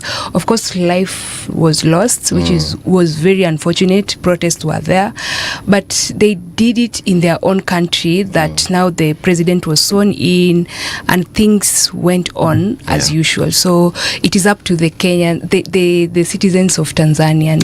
But you can't. I don't know. People have a lot to say, but this is the president of the Republic of Kenya. If he was invited, I mean, would he fail to show up just to show that the government is illegitimate? I mean, whether the government of Tanzania is legitimate or illegitimate, it is actually up to the citizens of Tanzania. So I cannot speak on their behalf. What are your thoughts on that presence of our president in Tanzania addressing the parliament of Tanzania? In my opinion, it's broad transfer of impunity from one nation that thrives on impunity to another. Samia I don't feel the need to call her president because to me she is illegitimate. Okay. As could be. But she was a president even before the election. Well, now we're talking about her after the election. Okay. So she was on record saying that she did what she did and covered it up because her neighbors did what they did and covered it up and got away with it. So Ruto going to talk to the Tanzanian parliament, in my opinion, is solidifying that we're with you no matter what. At the moment, he's the chairperson of the EAC. Yeah. So it's now it is the president of Uganda. But when at that time, when she was being Sworn in. legitimately sworn in, All right. he was. So her references to us as an example to her style of leadership really doesn't sit well with me. Okay. So him being there as a Kenyan citizen, he doesn't have my blessing. He's just going there as a friend to his fellow dictator. So it's not right. But like she said, it's if the Tanzanians seemingly don't have the guts to question the status quo, then they need to understand the exact depth of what they're getting themselves into, which is accepting and stamping that we are okay with more than 3,000 young people being killed. The government taking control of the narrative and saying it's only 500 young people who died, covering up using mass graves. So we really have a long way to go as the East African community, to be very honest. In 2007, 2008, we had skirmishes here in Kenya, post-election violence. Yeah. And after a very long and lengthy period, people died, of course, people cried, and it was really a bad time, right? But Kenya decided to move on, and we even had a commission, the Truth, Justice and Reconciliation Commission. Then eventually it gave birth to the National Cohesion and Integration Commission. So basically that was Kenya saying, you know what, instead of being stuck in the past, can we just, see how we can move past this particular situation? Many people at the time were of the opinion that President Kibaki didn't win legitimately. We have never gotten official records of exactly what happened as far as that election is concerned. But the point I'm driving home here is Kenyans decided to move forward. And when I look at Tanzania, I'm seeing something similar. They had a really rough time. Instead of sticking there, they probably will revisit that situation, but for now they've decided to move forward. Perhaps that's why they... Have they really decided to move forward, or they have been cowed into moving forward? I'm not in Tanzania, so I won't speak to that, but we're talking about them in Kenya. Is it possible? They have not decided to move on. As a matter of fact, if it was up to them, they would actually actively have this discussion as to why we saw bodies piled up in mortuaries, as to why we saw mass graves actively being dug, bodies being transported, in seeing the media's independence being curtailed, internet being shut, power being cut off. All those things speak to somebody who's trying to hide what they have done. So, in my opinion, if it was up to the Tanzanian Gen Zs, they would still be having this conversation. As a matter of fact, they wouldn't have a president today. Rosaline, what do you think of that situation that happened in Tanzania? And perhaps, like I was saying, is it possible that they have decided to move on, like Kenya decided to move on after the post-election violence of 2008? I'm happy that you brought that perspective, and I think where Tanzania was last year is actually where we were in 2007. Fortunately for us, we have had constitutional reforms to try and ensure that people who are hurt during such incidences get compensation, and maybe we get to have dialogue, because at the end of the day, politics is not a matter of do and die, because today the chairperson of Young Captains, tomorrow there could be someone else who is elected. And as you have rightfully put it, it is actually up to the people of Tanzania. If they have decided to move on, let them move on, but think of other constitutional reforms, because they can go away from the streets, but now go to the judicial systems and try to change the laws.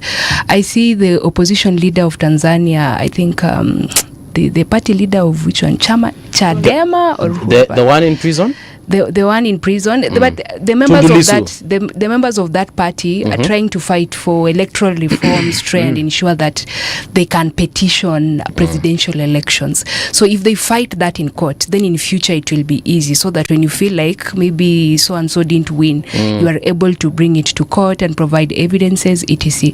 Because the truth of the matter is, there are people who love protests, but you cannot have protests for 3 months in a row. You will lose. You will lose against the government, especially for young people. When you tumeona, we go on the streets without any weapons. We're just peaceful. So sometimes when it reaches, you don't have to go full throttle. There's a moment you take a step back and say, okay, we have lost. Perhaps maybe, but it doesn't mean that Tanzanians need to keep quiet. They can ask these queries through the courts, but they need first, for me, if I would advise any youth in Tanzania, they need first to fight for the judicial reforms. Because if something has happened and whatever has been written on paper actually cuts you out, it is very difficult for you to fight. Unlike for us in Kenya, you find that people are able to go to court. Like we have an active court case for someone like Albert Ajwang, for someone like Kariuki. So regardless of how many years it takes, I believe justice will one day be served.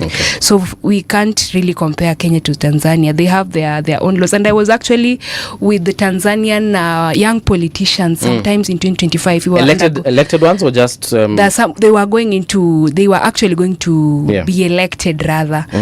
They were going into the elections. They actually contested in the previous elections. So if you hear their stories, you actually understand that country. They are not anywhere close to us, because we have the freedom through the law and the court systems and even the institutions we have.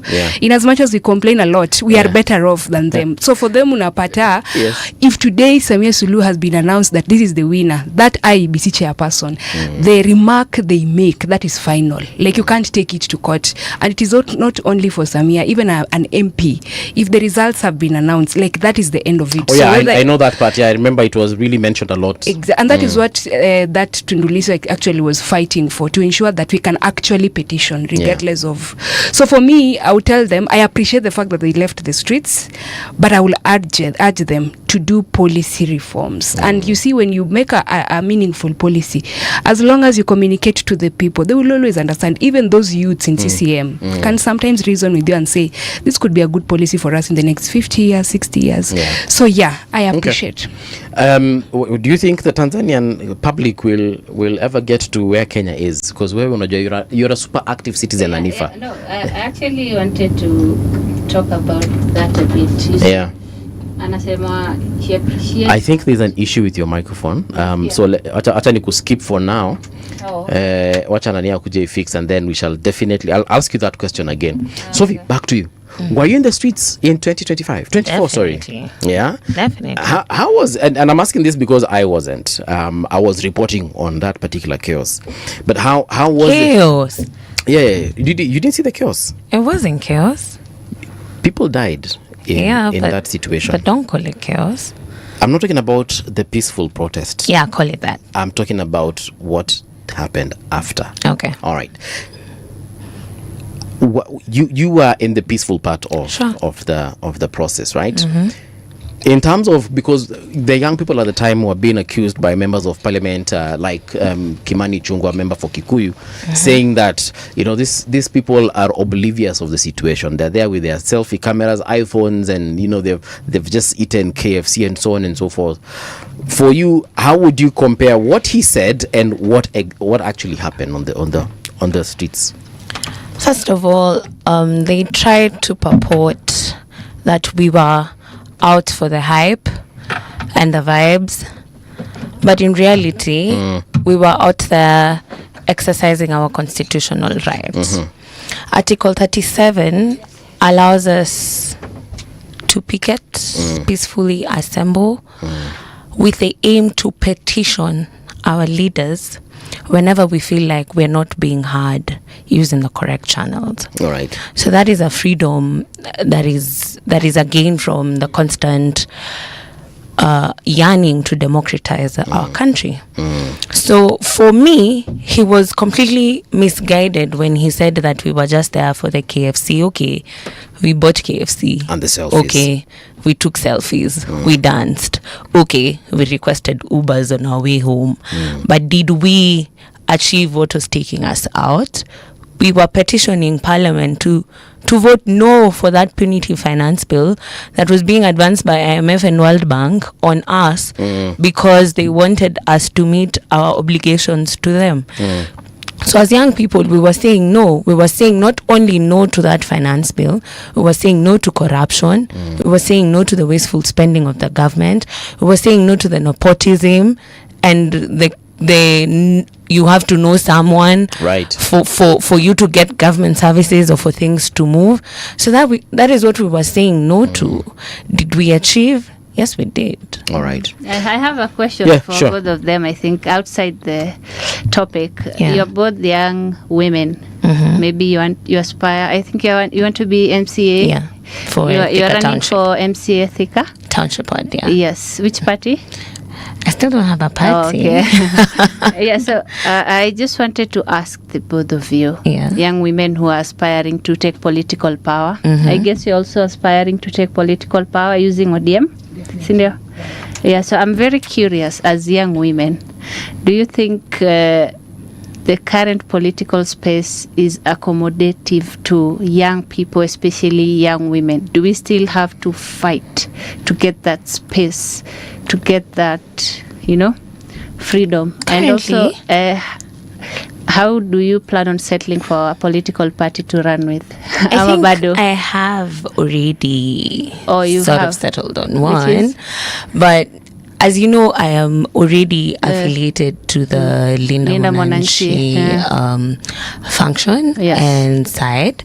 So on that side, imagine we don't struggle as women. Okay, so we're not sexualized, we're not discriminated upon. As a matter of fact, when we go for political rallies, we sit here, Babu sits there, Kalebamisi sits there, Sifuna sits there, and we have conversations before the rally. It's a whole round table, eh? It's a whole round table of young people, and they actually ask us, okay, so today, what is our main messaging?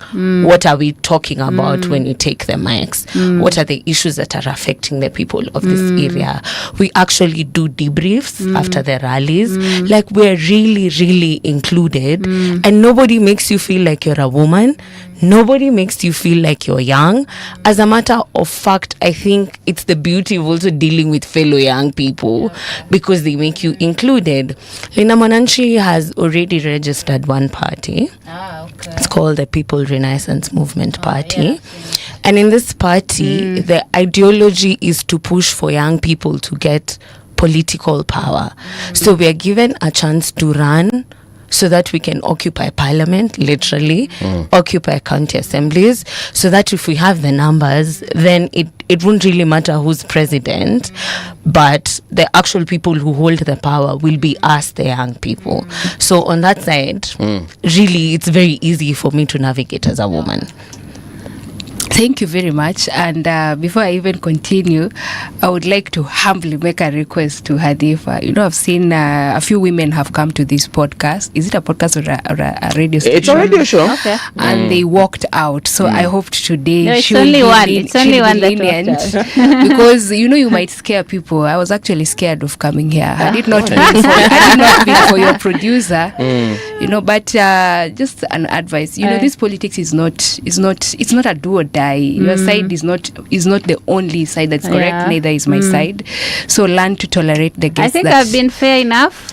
For today, I just made that concern because even my area MP of Nairobi, Pasaris, was here, and this politics. There's nothing serious. I think we had a good conversation with her. It's just an advice. It's an advice actually. You can decide to take it or not to take it. Okay. But the truth of the matter is, that to the company or the radio, that's public relations. There's another woman, because you're a woman, if a woman walks out and he was hosting it, you know, it is a better debate out there. But if a woman walks out because of you as a fellow woman, well, you know, I don't agree with Gloria Roba. She's in another side, but I would never want someone to be pressurized to leave. Why did she walk out? To actually. Why do you think she walked out? It's actually just an advice. I wasn't there. I don't know what made her angry to walk out. But I'm saying it for the future, because some people like us are greater hecklers. Like you hecklers will still heckle back, but some people are not strong enough. And it is naisema kwa uzuri tena sana. And then hatutakufukuza. Mimi leo kinifukuza sasa mimi mbaya. Naweza kufukuza hata nibaki kwa studio. I come from ODM, the party that values democracy. Okay, you can just tell us your story. And before I continue, Alionya Roslyn is a young person who has gone to Machakos University. She was elected as a student representative. She led those students. And when I left campus, I asked myself which way. And that's why the ODM party accommodated me as the chairperson. By that time, I was actually just a member. We had a chairperson by then. And then the young captains was there to bring young women into the party under the ODM Women League. So when I finished my campus, I was able to now, focus into politics critically. And I graduated with a first class honors degree, and I'm very proud of it. Congrats. And then my party identified talent, and that's ODM. So they were able to bring me close, and I give it up to Baba Raila Amolo Odinga, because he accommodated the young captains when they were formed in 2019. I give it up to my ODM Women League president, because she's actually the founder of the caucus itself, and all the female leaders in ODM, because when we came, they allowed us the space. And I'm here today. Probably you would have never invited me here, but I'm here today because of those young captains in ODM. So clearly, there's a space for everyone in these political parties. And I would urge Gen Zs, ingia chama. You see, if we want to bring the revolutionary that we were fighting for in 2024, join any political, hata si lazima hiyo ODM yetu, join any other political party, but ensure you are being part of the political processes, because elections are not only on the national day when you are voting for all the leaders, they actually start in the grassroots of the political parties. So kama una feel, maybe tuseme pachangu ya ODM, you feel there's a certain MP, let's say for example, which constituency can I use? Let's say Kasarani, assuming we had an ODM MP.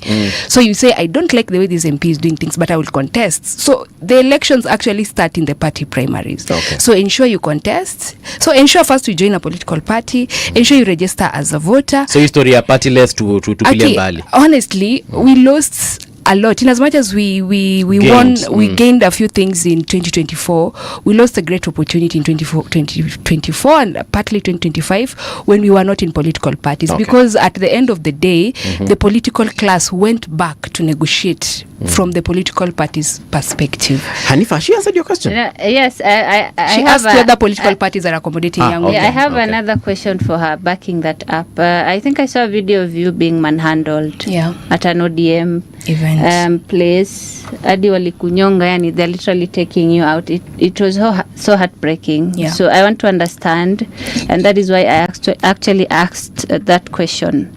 You see, young people, especially young women, tend to fight a lot for their spaces in political parties and politics in general. Yeah, I saw that video of you being manhandled, and it was terrible. It was heartbreaking. That is why I'm asking, has it changed now? It has not changed. And let me tell you, Hanifa, and everyone else in any political party can agree. I agree. There's nothing. Politics is not easy. Politics is not a walk in the park. Politics is mchezo ya bano. You will even go to a party that is led by women only, and you still have to fight for your space. So politics is actually war of influence. But to contextualize that video, by the way, I have never spoken about that video, but the people who actually manhandled me are people who work in the office of James Orengo, and they were actually given instructions for me not to sit in the youth league. The youth league was actually having an NGC, or how would I call it, because they were actually writing some resolutions that they wanted to give to the party before the SDC that happened. Okay. So I was actually invited to that meeting because I lead a caucus of university students. In as much as we are in the Women League, it is made up of mainly young women who are below 30. So in that meeting, the executive director, Dr. Owino, was there. When they asked for me to leave the meeting, they said they could not continue if I'm in the meeting because I'm not supposed to be there. But the Youth League leadership said this is someone who is representing a whole lot of young captains. Who did you say again at you sanctioned your removal? I wouldn't quote names, but there were actually two men.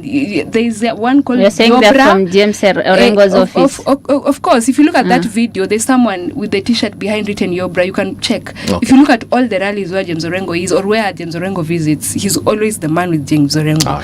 And another person called Onguko.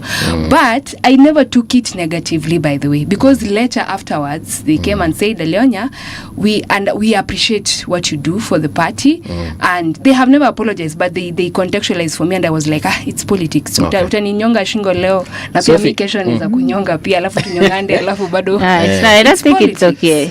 So mwenye alikuwa na kunyonga ni Charlie Sidem.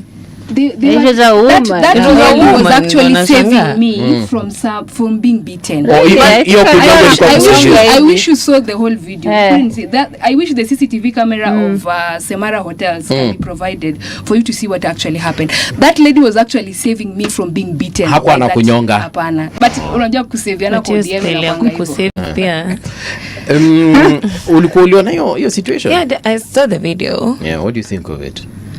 Well, women in politics, I hate very how they handle na youth peer.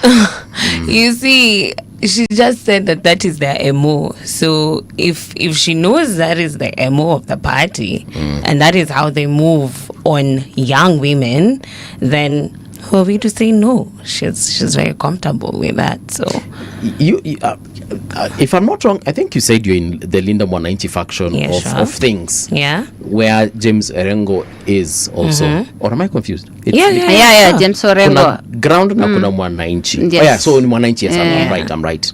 I mean, if there's such an allegation, the least I would do if I were you, I would be speaking up against it like properly. You see, the beauty of it is she has to show the full video to actually prove that somebody wanted to beat her, because we've seen that video so many times. You cannot see anybody wanting to beat her. As a matter of fact, she just said she's a heckler. She was heckling. True to her nature, she was heckling. Okay. So when the mic was removed from her, she kept heckling. And the lady found it necessary to get her out of the... because it was still being recorded. So she was like, jiondoe tu instead of kuendelea kujaibisha, wacha tu nikuondoe kwa hii space. Okay. If you look at that video as it is on the internet, there is no sign of anybody trying to attack her. All right. Okay, and the partyless part. How do we address the partyless situation? I think as young people, we have not seen new parties coming up. So we are a bit skeptical because we already know how the old parties are run. It's a system of the person who knows the party leader is the person who gets the direct ticket. The person who has the most money is the person who gets the ticket. So as young people, we feel like we're already moving from a point of disadvantage because we don't have that money and we don't have that much of big networks. But like I said, Linda Mwananchi now has a party, and in this party, the push, even when the party was launched, was it is a home for young people. The people occupying the leadership positions are young people. And what is the goal? Occupy political positions. So ordinary membership in this party is literally 20 shillings for a lifetime member. If you want to be an aspirant, 20 bob as an ordinary member, because kukona levels. So 20 shillings for ordinary membership. And then if you're an aspirant fee is 20,000 shillings. But if you're a woman, a youth, which is 35 years and below. PWD? Yes, PWD, right. Special interest groups, you pay half of that money. So that's 10,000 shillings to run as an aspirant. Of course, according to the Political Parties Act, you will have to be subjected to a nomination process. But that also literally what we're trying to do is correct the mistakes of the other parties that disenfranchise the young people. Okay. So we are trying to do things differently so that we offer young people a political vehicle where they can actually run, be supported by the party for their campaign, branding, merchandise, crowd support, sound, and then also just stand a chance to vie. So we can't literally say that we will be partyless. Partyless is not a strategy, and it will not work, and it will not enable us to capture political power. We will not be on this other position of saying we want justice, we want things to change, and we did not stand up and want to be on the table that actually makes decisions for things to change. So it is only if we vie for these positions that we stand a chance to bring about actionable change. How do we do that? We need a vehicle. The vehicle has already been provided. Nimkuje tu home. Actually, on 9th of May, which is this Saturday, People Renaissance Movement Party will be launching its official office in Riara Gardens. So, and everyone is invited. Come through, have a feel of the party, have a feel of how youthful it is, how young people will be supported by the party. You actually mentioned this, and you said it's affiliated to Linda Mwananchi, or you said it's like one of the very many parties that Linda Mwananchi will have. Yes. So, like, what does Renaissance Party stand for? What is the ideology, if I may ask, of the Renaissance? Is it, you said, the People's Renaissance Party? Yeah. What is their ideology? First of all, it believes in people power. It believes in listening to the voices of the people, and it believes in offering youthful people a chance to actually occupy positions of leadership. Okay. So what are we trying to achieve as a party? What are we fighting for now? We fought for our first liberation, Mzungu akaenda. Second liberation, Moi must go, the dictator went. Third multipartism. Then we fought for our constitution. Now we're fighting for our economic liberation, which we're terming as our economic renaissance. It's the exact reason why we were out on the streets, because we want economic freedom. So this is the vehicle that we will use to occupy these positions, so that we influence policy and decisions that move towards changing our economic status. For example, why are we being taxed housing levy? Why are we having an increase in the percentage of the NSSF that we're tunakatwa? Kwa nini hakuna public debt audit in Kenya today? Kwa nini corruption cases hakuna accountability? These are the things and the loopholes we're seeking to close, so that Kenyans actually have money in their pockets. So what we are trying to achieve is economic renaissance. All right. Yeah. For you, Rosalind, like, at the end of the day, as an individual, personally, what is your political ideology? What, at the end of the day, will you promise the people that you wish to lead? First is honesty. Second is being realistic. And third, being a problem solver. I have made a lot of noise on the streets in 2024, in 2025, especially with regards to the finance bill. But it reached a point in 2025, and I asked myself, where does this finance bill actually start? And now I started going back and realized that it is a whole process, that, documents are written, they are brought to people for public participation, and the ministries or the people in charge come and give their opinion or respond to the questions that are being raised. Organizations write queries with regards to the data that is provided, etc.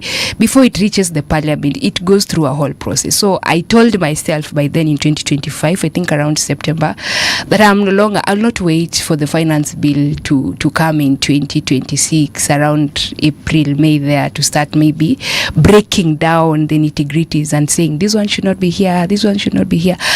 I started back there. We raised questions with regards to the public debt, and my prayer is that we will make audit to the public debt a constitutional, or rather a political question in 2027, that we will tell the people who will be coming to us to ask or seek our votes that we want them to actually audit the public debt. And it's not only for this regime, but also for the previous regimes, because one problem I have as a young person with regards to the public debt, because it is our greatest concern, is disclosure. Because when we take debts and we don't say, I'm taking 2 trillion trillion to do this and that, it becomes difficult for you to start asking, where did you spend the 2 trillion? Na yenye ilibaki ilienda wapi?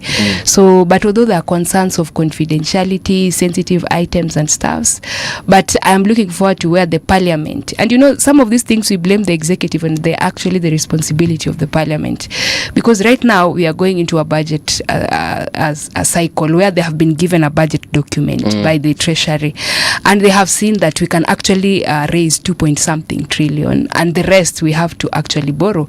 So any member of parliament who passes that actually authorizes borrowing. So what mechanism are they putting in place to ensure that we're actually borrowing at low interest?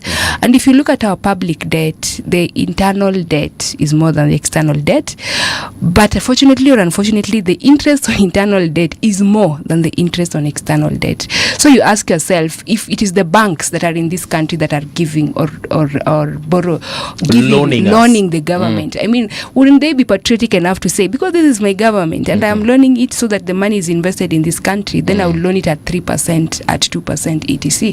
So those are questions we need to have, but it is a whole policy issue. Yes. I realize it's something that we cannot single-handedly solve it on the streets. So we have to, if I want more money to be allocated in the education sector, I don't have to go in the street. I have to start with my area MP and tell them, when that budget policy statement comes to your committee, kindly ask these questions or ask for an increment of this percentage.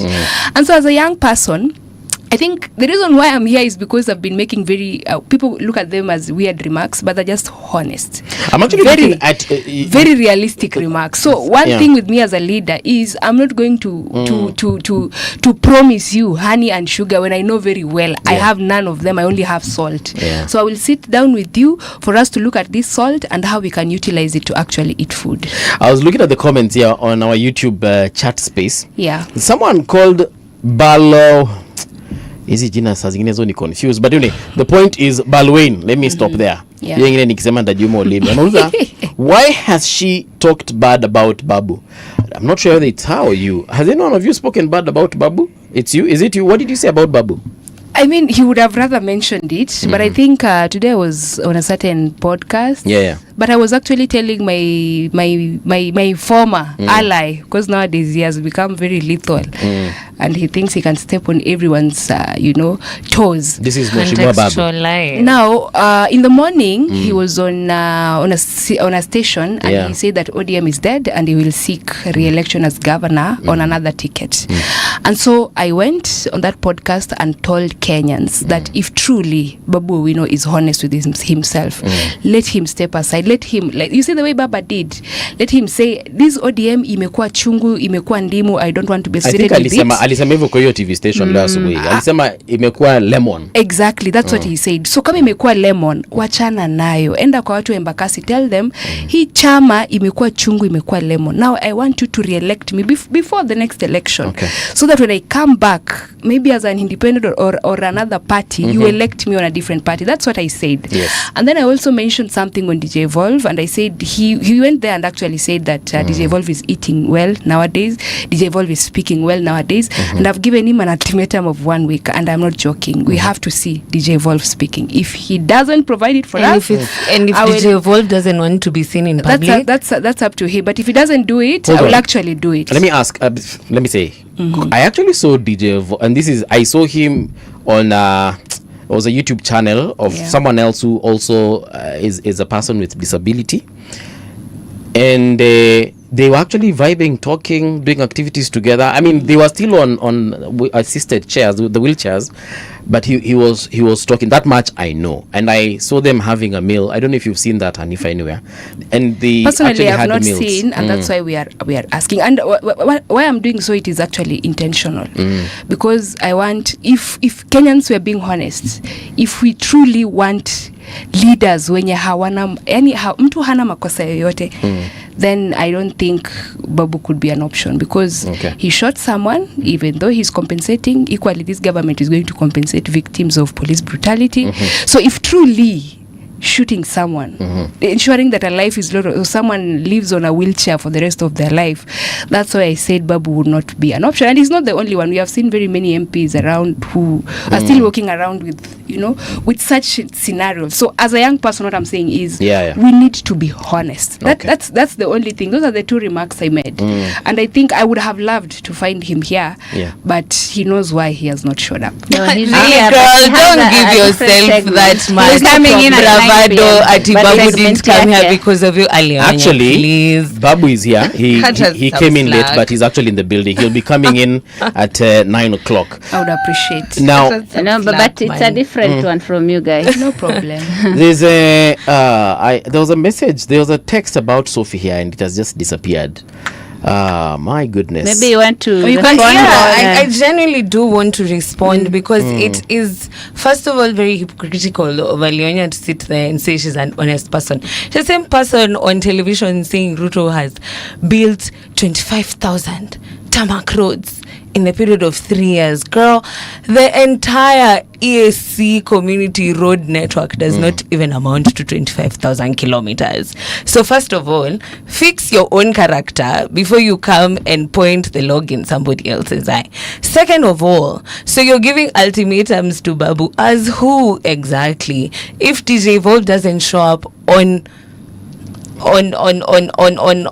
the public, talking and eating in front of us just to satisfy your ego, why would he do that? Like, seriously, it is coming from a young person. It is very hypocritical to sit there and demonize someone who has actually come out and said, I did this, I was wrong. We settled this out of court, and DJ Evolve actually accepted for the settlement to be done. Yeah. He's been taking care of him. We've never had DJ Evolve come out again and publicly say that he is not satisfied with the point where they're at in the restorative justice with each other. So as a matter of fact, as Kenyans, there's something to learn there, where you accept you've made a mistake. Has Ruto ever accepted that he's killed Gen Zs? Because he's the one who's out here coming out to say that he's gonna compensate us. Did he accept that Rex died? As a matter of fact, the only acceptance I heard from him was the boy is alive, right? He doesn't even know the extent of the damage that he has caused these families, to the extent that he is coming to compensate them without giving them. Heck, Isaiah Muraguri, who shot Rex, is still working at Central Police Station. DIG Lagat is the face of the National Police Service, to the point where, like, he follows the president around, and he is a suspect in the case of Albert Ojwang. So you cannot compare these two people. One person has accepted his mistake and he's making up for it. The other person is busy on record calling us heroes. The courts cleared because DIG. He wants to. Did they? The courts cleared DIG like No, they didn't. He wasn't even investigated in the first place. His phone records are seen calling the deputy OCS. Talam is seen making phone calls to him. The person who gave instructions for Albert to aendewe Homa Beninani, Deji Lagat, he's still a suspect. So as a matter of fact, you cannot compare these two people, whether you like it or not. Given that all these things have come up. But I have a question before we continue. Sure. You know, I saw Hanifa in the Kalasha Awards where the president was. And Hanifa one day told us that when you see this politician normalize beating them. So I don't know, I don't know. I see where you're going. Not actually. Also, you're deflecting her question and no, I can't use me to get a soundbite. Okay, can I trying to look at a Gocha moment as a viral moment? You're not here to ask Hanifa questions. Don't use me to get a viral moment. You're here with Sophie. Don't use me to get a viral moment. I've seen you and I respect you, but don't use me to get a viral moment out of here. And I say that as a respectful host. Yeah, and I'm also saying you are talking about other stories. So I'm not here to answer your questions, and you cannot ask me questions. And if there's anything or agenda, this is her show. Listen, she's the host. Let's not go there. So Okay, can I respond to the concerns she was raising? Sure, you can. So you I can was respond. making remarks about Babu Owino, so I will only accept a response from my fellow first class honors, Babu Owino. Oh, please. So, The guy has 5 degrees, you only have 1. which is a first class. I don't know if you even have We should a show you our records, girl. We should show you I'm ours. saying is, Usually we have better things Ladies. to brag about other than Ladies. our first class degree. Pole. Ulikuwa unasema aje Sophie? Sorry, Roslyn. I was saying I have raised questions and I've asked them, I've directed them to Mheshimiwa, my fellow first class honors degree holder Babu Owino. I would appreciate a response from him. Okay. Mahali mtapatana tu mtaulizana hizo swali and I'm sure kama ataweza si atakujibu. Venye mimi ukiniuliza swali kama anaweza si nitakujibu. Kuna swali hapa nimeona, kuna comment rather ile nilikuwa tafuta yako Sophie imepotea. But there's someone who's saying this is ASAP anasema you have great guests. Kumbe these girls can speak lots of sense. Kenya is in great hands with these ones. There have been questions around women in leadership, and one of the biggest thing that people have been throwing out there is the relevance of the position of the woman rep. So Sophie, what do you think about that position? In my opinion and my understanding of the constitution, the position first of all was created to try and improve the 2/3 gender actualization. Oh yes. And women, sadly, we are categorized as a marginalized group in the constitution, and affirmative action programs are towards marginalized groups. So the office of the women rep actually has a fund that is meant to improve the lives of the marginalized group, which are the women, the youth, and the people with disability. So if actually we chose people who understood the constitution and their roles, then that is a very critical a position when it comes to bills on sexual health, on women's rights, on the youth, and uplifting them and giving them projects and empowerment. That actually is the office that should be talking about empowerment. All right. So should it be scrapped? No. Let's just get people who understand their roles. All right. Roslyn, over to you on the same. The questions of women rep? Woman rep, yes. That position, there are some Kenyans who've been saying that perhaps it doesn't serve any purpose. Those salaries should be directed to some other kind of development project. If you have an interaction, and actually I've had interactions with majority of women reps in ODM, I've visited their counties as we recruit more young captains in the party. Yes. And they would even tell you that they feel like they are given less money compared to their geographical locations, unlike an MP. So they are even asking for more money. And I'll speak for Nairobi. For Nairobi, we have girls that benefit directly from Pasaris herself. We have women that benefit directly from Pasaris herself, and even some groups within the constituencies, and especially the ghettos. So the people might think that the role is not that meaningful, but it is a meaningful role to the societies, because a woman rep position is actually responsible for the women in the group first, especially those I've seen for Nairobi. She has been so active to do things with regards to sexual or rather femicide and stuff, those people who survive sexual harassment, etc. So they are able to be rehabilitated. She has constructed what has she done about femicide? She has constructed a few I don't know how I would call them. They're called safe houses. No, she hasn't. Which ones? And then still in process. Do you have? Is this how you heckle people when they're speaking? No, we're just say just give my point. I want you to prove the safe houses. We all can't be had. Okay. You have an interjection? Yeah, I have. I need her to tell us about the safe houses. What safe Pasaris houses will come here and she'll communicate. I was just giving a role of the women repositions. So I'm saying it is still a meaningful. What shocks me with Anifa, she will say the role is not meaningful, but there's a time she wanted to contest for Nairobi. No. You have not wanted to be the woman. She has never wanted. I have seen a poster for you, So assuming you would one day want to be a women rep, what would you do if you would always keep on saying this one has not done this?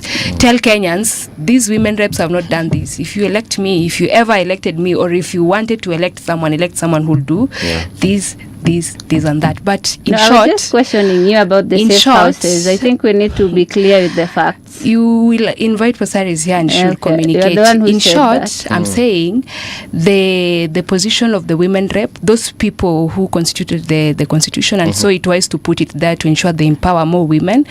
For counties like Garissa and Wajir where they never elected female leaders, you'll find that even the women rep position is the only position of a woman in that county. So they're able to speak on behalf of women, especially those who go mutilation and stuff in the society, those who undergo rape, etc. And they should equally speak on behalf of the youth, because sometimes people feel like just like we have the position of the women rep, we need to have the position of the youth as well. It's a conversation that we need to have. But if women reps understand their roles critically, there are those who have done well, there are those who might have failed, but we can't castigate them fully. We can give them and tell them, okay, if you have failed, we'll elect another one to do what you never did. But that role is a very important role, but people would never see it because they're not women. Ladies, we've come to the end of the show as it is, but I'll allow you some 20 seconds each parting shot. Sophie, I will start with you. Well, I feel like we have a major role to play, especially as young people, in terms of getting our own into positions of leadership. So when we look at our short-term, mid-term and long-term goals as a generation, long-term would be, of course, to achieve the system overhaul.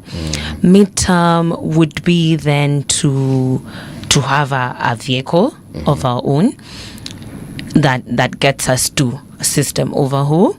And short term is get as many of us in positions of leadership as possible. So what does that look like? Join political parties where youthful ideologies are pushed, because most of these political parties mayouth ni wanajazilia tu. Ukiongea na mayouth kwa hizo parties wanateseka, wanaumia, wanapigwa nyongolo hapo. It's not funny. It looks like vying for these positions. Wake up and try. Even the least position, kama mimi najaribu tu MCA, Mole is told, nezende pino, nataka kujaribu where I'm closer to the people. And then now once we have that, even if they dare to rig the election, we will have enough numbers to impeach people and take people home. Then once we show people that young people can actually lead and bring about change, then in 2032, we could even bring our own 6-piece ya mayouth from top to bottom. So ni tuanzie mahali, baby steps, but we have what it takes. So watu wachukue kadi na tuendelee kupursue hii conversation, especially civic education na kulinda kura zetu. Rosalind. Lastly, Ruto must go, man. All right. As a young person, yes. I think I would want to speak to my fellow young people on social media. People will tell you Ruto must go, but they will still show up in the festivities where Ruto is. You're not having that gotcha moment with me. She's on WhatsApp trying to have a gotcha moment with me. She won't. No, seriously, I'm trying to be a very calm host, but you need to learn when to stop. Wacha malize. No, I don't have. But another time to have a viral moment with me, I will not let you. So I was saying that whoever tells you Ruto must go, but can never tell Ruto in person when they meet them as they receive 300,000. He also said Ruto must go, and you're now working for him. Yeah. So ulikuwa na video kusema Ruto must go. Exactly. So you're the one who took money. What changed? We have videos of you shouting Ruto must go. So why are you in government now? Why are you in government now? So no, don't have any viral moment with me. So just say what how you treat your visitors. I was actually giving my final remarks because she has asked me kindly and just go. Have your remarks. This radio, whoever is the boss of this radio, when do mchokozi alionya? Did you say Ruto must go, but now she did. Tulikuwa tunaenda shows na yeye. Calm down. Hapa sio vita, tunauliza tu swali. So hizo vitu Hanifa anasema ni ukweli. I was on the streets in 2023 during the Sufuria movement. Right. I was on the streets in 2024. I was on the streets in 2024. Tunaenda shows na yeye na sema Ruto must go. And then, See, alikuwa amenyamaza ukiongea. mimi nasema the way I've started saying broad-based must stay is the same way she should accept when she's being criticized for accepting 300,000 from State House. Look at her. I didn't win anything. I did not win. But you are aware. You know, there's a time. Okay, I did not win anything, and I did not get any money. Yes. It was the documentary. Yes. The editor won the best editor. Okay. Also, and the editor won 300,000. Yes, the editor, and the documentary won the best documentary. So I will not allow her. The award agenda to come here and say, you know, by the Rosalind does not speak with facts. I am so sorry. I'm trying to be a good host. The award, did it come from the president, or it came from the government of Kenya, or it came from Kalasha Awards? Listen, we were the People Shall documentary was nominated in 7 categories, and we were all told to go and support. You know, Nick Mbugua. Yes, I know Nick Mbugua. Nick, the late Nick. That was his last work. The People Shall. Documenting about what happened in 2024 protests. You know, I know she's trying to follow whatever is happening online and trying to have a viral or a gotcha moment with me, which I will not allow. Okay. She needs to speak with facts. Fair I did enough. not receive any money. Yes. And it was the documentary that won. All right. And the editor I think that's clear. specifically, yes. Now, cha ukweli na msimkate 10 seconds. Si ingekuwa ni mtu mwingine alikuwa hapo, I can imagine the amount of, you know, they would have thrown, but she was there and we have allowed the same way I have changed my mind. It's the same way. It's the same way I respect her appearing to that because it is important for the creatives. Right. But it is the same way they should appreciate the president when he ensures that he's adding more money to the creatives so that they can do whatever they are doing. They can do a lot of documentary. Lastly, because I'm not given my final remark. Oh, those are not them. I am a Gen Z. I am a Gen Z. Yes. And I'm calling on all Gen Zs out there, whether you are 1 term or 2 term. Ati kama bila kura atuwezi manage. Na hii 2027 si presidency peke yake. MCA wako ni wa maana sana. Women rep wako ni wa maana sana. You know, your governor is the most important. So ensure you register as a voter and you turn out to vote in 2027. All right, ladies and gentlemen, coming up right next is MP Babu, you know, MP for Babu, for Embakasi East. Radio generation, the sound is fine. Pump it up, turn it high all the time. Let the music move you, let's sway. Radio G's got your jam all day. Radio Generation, the home of urban soul.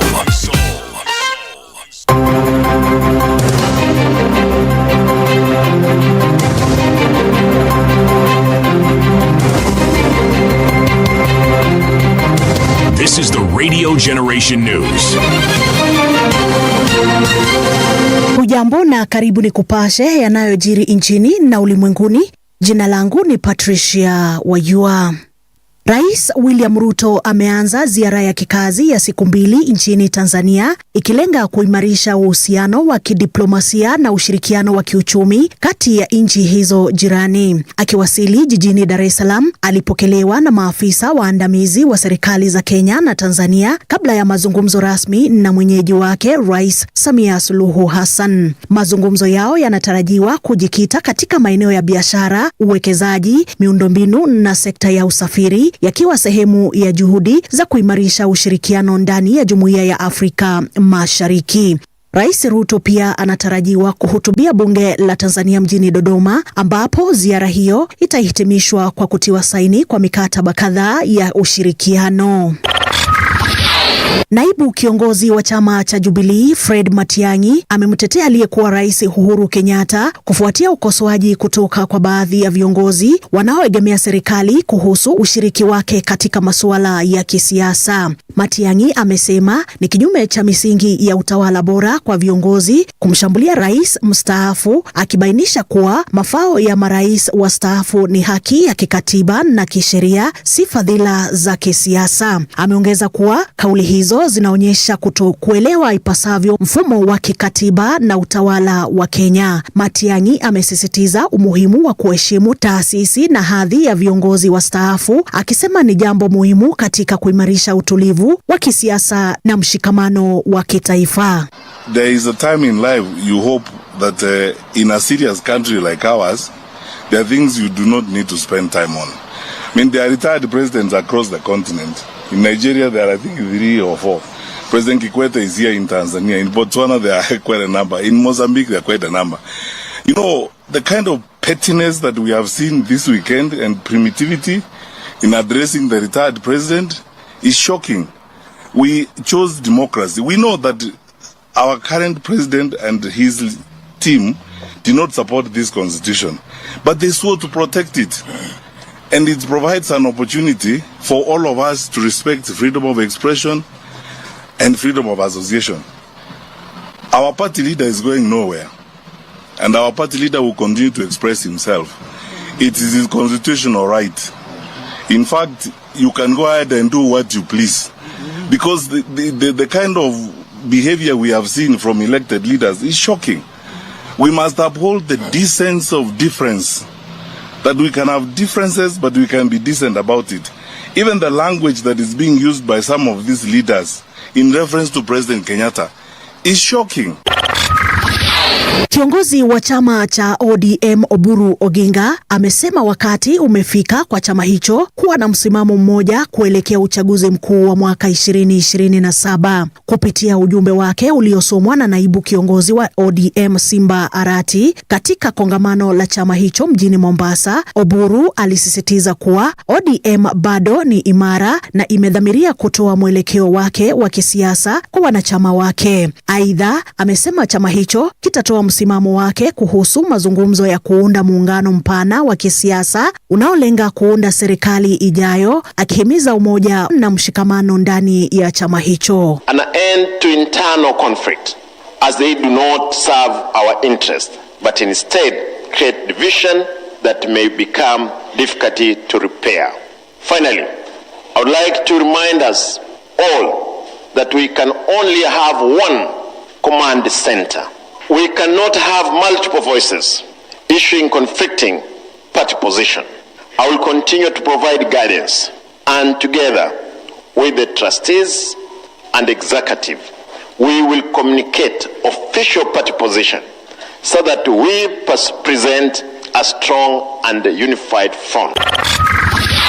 Mshukiwa mkuu katika kifo cha Daktari Job Obwaka hii leo alifikishwa katika mahakama kuu ya Kibra.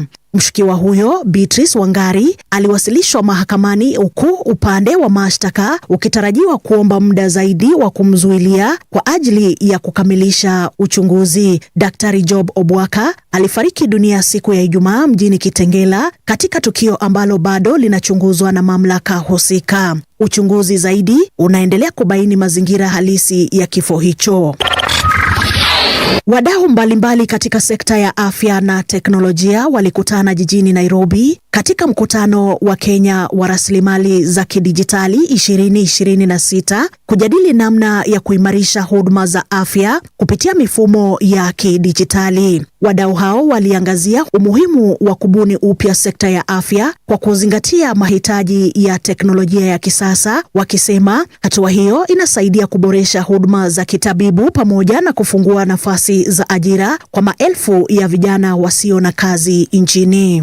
A growing demand for skilled healthcare professionals and systematic inefficiencies in financing education, service delivery, and workforce mobility. The Kenyan token can support community health programs, preventive care initiatives, and workforce expansion in undeserved counties and regions. We've enabled Fred Agola's vision for an economic participation and exclusivity for all. As His Excellency Archbishop Bert Van Meegen said yesterday, we need to build technologies that are ethical stewards for the poor. All inclusive, from the richest of the rich to the poorest of the poor. We need all-inclusive collaboration. How can everybody participate in the Kenyan economy to be visible, even Africa as a whole? And that's why the Kenyan token is about bringing to birth the golden age of Africa and the new era for Kenya, where everybody can have a job or at least have a luxury of being in a job. Jeshi la Iran limetoa onyo likisema litashambulia vikosi vya Marekani vinavyojaribu kuingia au kukaribia mlango bahari wa Hormuz, likionya kuongezeka kwa mvutano kati ya Tehran na Washington. Makao makuu ya Qatam Al-Anbiya yamesema yataendelea kusimamia usalama wa eneo hilo la kimkakati, yakionya kuwa shughuli zozote za kijeshi au kibiashara bila uratibu zitachukuliwa kama tishio la kiusalama. Hatua hiyo inafuatia uzinduzi wa mpango wa Marekani Project Freedom wa kuongoza meli kupitia mlango huo, ambapo Iran imeupinga vikali. Na hizo ndizo habari zetu kwa sasa. Hujambo, jina langu ni Patricia Wajua. This week, power was tested in the corridors of leadership, economies shook under pressure, and the voices of ordinary citizens demanded to be heard. From breaking decisions in high office to protests in the streets, from moments of triumph to tragedies that stopped us in our tracks, these are the headlines that shaped our week. And beyond the noise, we search for what really matters: the connections, the context, the stories behind the stories. And this is your weekly news roundup on Radio Generation, where every headline has a heartbeat and every moment counts. The views and opinions expressed on this program are those of the guests and do not necessarily reflect the views of Radio Generation. Radio Generation assumes no responsibility or liability for the interviewee's views. This is Radio Generation.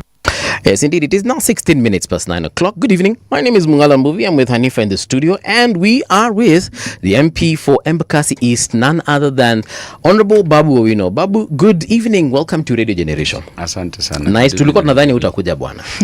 Tulikuwa umetufanya tukapanic bwana. Why should I not come, Mbuvi? Yeah. You know, after I had promised that I would come, then it was my responsibility now to come. Because a leader, just like an advocate, your word should be your bond. So if you give a word, you keep the word. Actually, at some point nilikuwa nimeuliza Hanifa ama amechukuliwa na Subaru boys.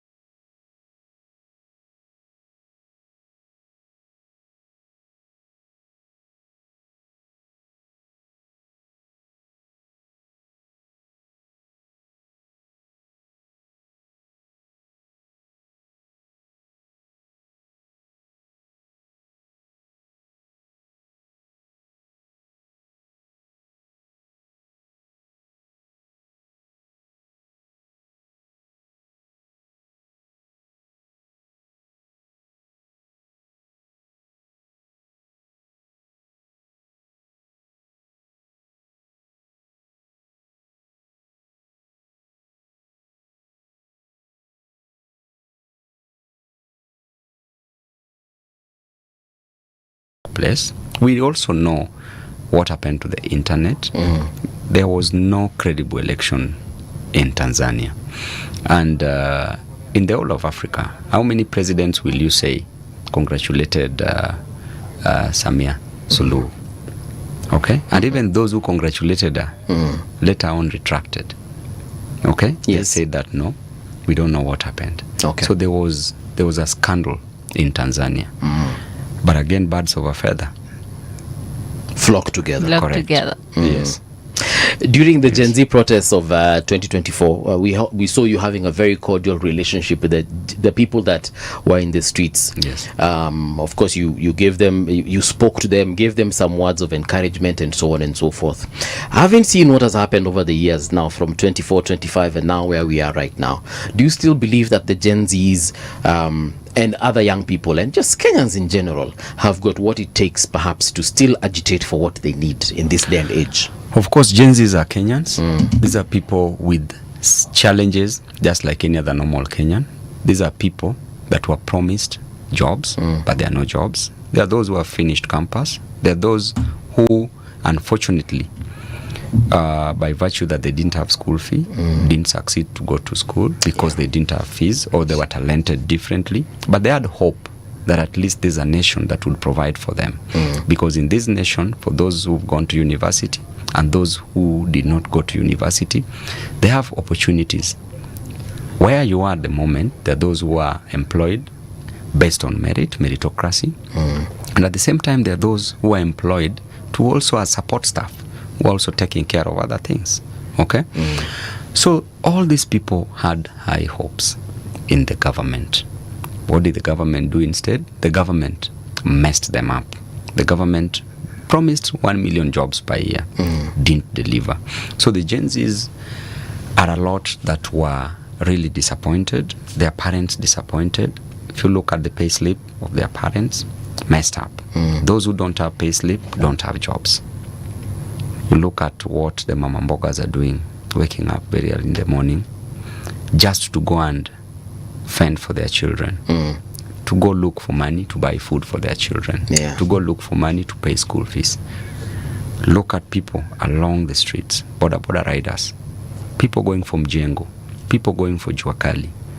These are people who are going for these odd jobs, doing these odd jobs with an intention to bring hope to their families. When they reach home in the evening, people ask each other questions. The wife, the husband, wife is asking the husband, how was your day? Husband can't answer. A child is asking the mom, today we are not kulaying even nyama. But there's no money for nyama, there's only money for one meal. These are the challenges that are facing a normal Kenyan on the ground. A Kenyan in the village, a Kenyan in the slum. These are the realities of life. So when Gen Zs came out in the streets, they came out because they are experiencing these daily challenges of overtaxation. With overtaxation, be rest assured that there will be high cost of living. And there is also high cost of living. Okay? So these people, when they were in the streets, as Babu Owino, when I looked at them, I was thinking about myself. These are people who are going without food. Babu Owino has gone without food in his life when he was being brought up. Therefore, if Gen Zs told Babu that we don't have food, and because I've slept hungry, I know what it is to lack. If Gen Zs told Babu that we don't have fees, and I lacked fee at some point in my life, I knew what it meant. And that is why I said, this is where I belong. I was given an opportunity to choose, either to jump over the gate and join the Gen Zs, or to stay in parliament and join some of my colleagues who chose to dine with the oppressors. And I said, I belong to the streets. That is why I belong. And that is why I was advocating for the rights of the Gen Zs and other Kenyans, at least to be met by this government. There's one Kenyan I heard you mentioning this morning, Gaucho. Yes. Actually someone has hiyo message imepotea huko juu, but kuna mtu amesema ati urudie Kenya ulisema juu ya Gaucho asubuhi. Mimi najua Kenya ulisema. But what exactly is the issue around Gaucho and his appointment to the board of Mama Lucy Hospital? Nothing personal about Gaucho, but we are talking about health system. We are talking about health. Today you go to Mama Lucy, you go to Mbagathi Hospital, you will still find our mothers delivering on the floor because there is no proper facility, because there is negligence, because medics have not been paid on time.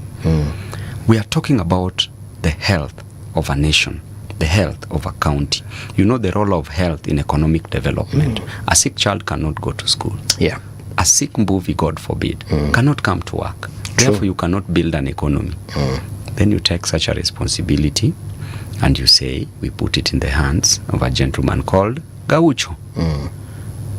A man that akiingia ndani ya wards anasema every ward here must have MCA. My brother.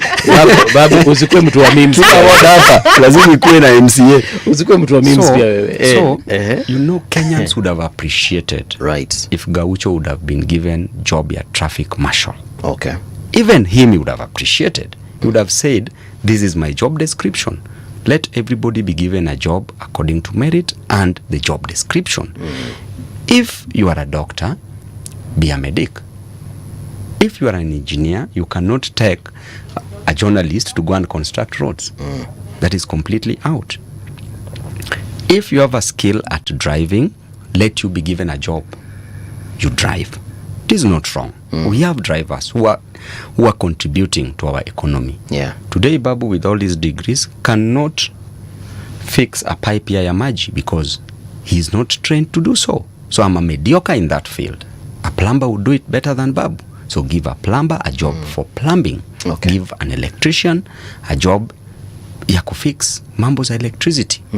Give a mason kazi ya mason. Give gaucho kazi ya kucontrol traffic ndani ya CBD. Yes. That would work. Kenyans would say an opportunity has been created. But we don't play with people's lives. Yes. But again, what do we expect? Those people, see, they were classmates. The governor and Gaucho, see, those are classmates. Same WhatsApp group. Also, the governor, Okay. you did say that his degree was gotten from a cyber cafe somewhere.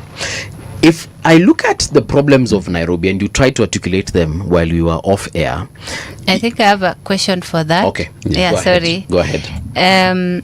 As a Nairobian and as a voter here, we have so many problems, Ugu. Yeah. And you are aspiring to be Nairobi's governor. Yeah. So what do you consider urgent and important? Something that, you know, ukikuwa governor is the one thing you will handle. And how? Thank you, Anifa. You've been to Nairobi. You're a very serious figure in Nairobi politics and in the national politics. You've been advocating for the rights of the common mwananchi. The reason why you've been going in the streets to fight for people is so that those Kenyans can have it better tomorrow. Is so that that mama mboga can get affordable education, if not free. Is so that that person who is sick in the hospital can get proper quality medication.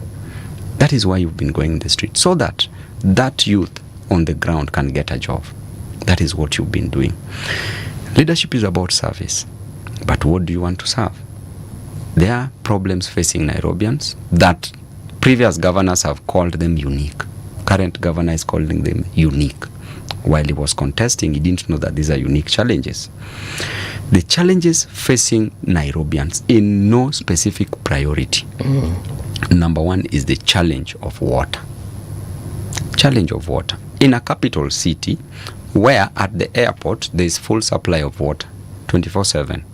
But next to the airport at Embakasi village or Soweto slums or Tasia, there is no water. You only get water once or twice a week. In some places, thrice a week.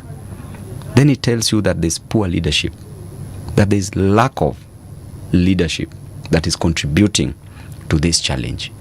So as a leader, as Babu Owino, you say that this problem that has been facing Nairobians, the problem of insufficient supply of water, what do we do with it? Let us cure it. How do we cure it? Number one, talk about the cartel selling water, blocking the pipes to sell water so that water does not reach its intended destination.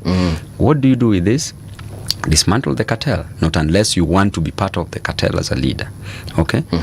As Babu Owino, I may be everything, even wrong in the eyes of the public, but I will never be wrong when it comes to development. Happened in Sonu, happens in Embakasi's constituency. But let me tell you, with the challenge of water, deal with the cartels.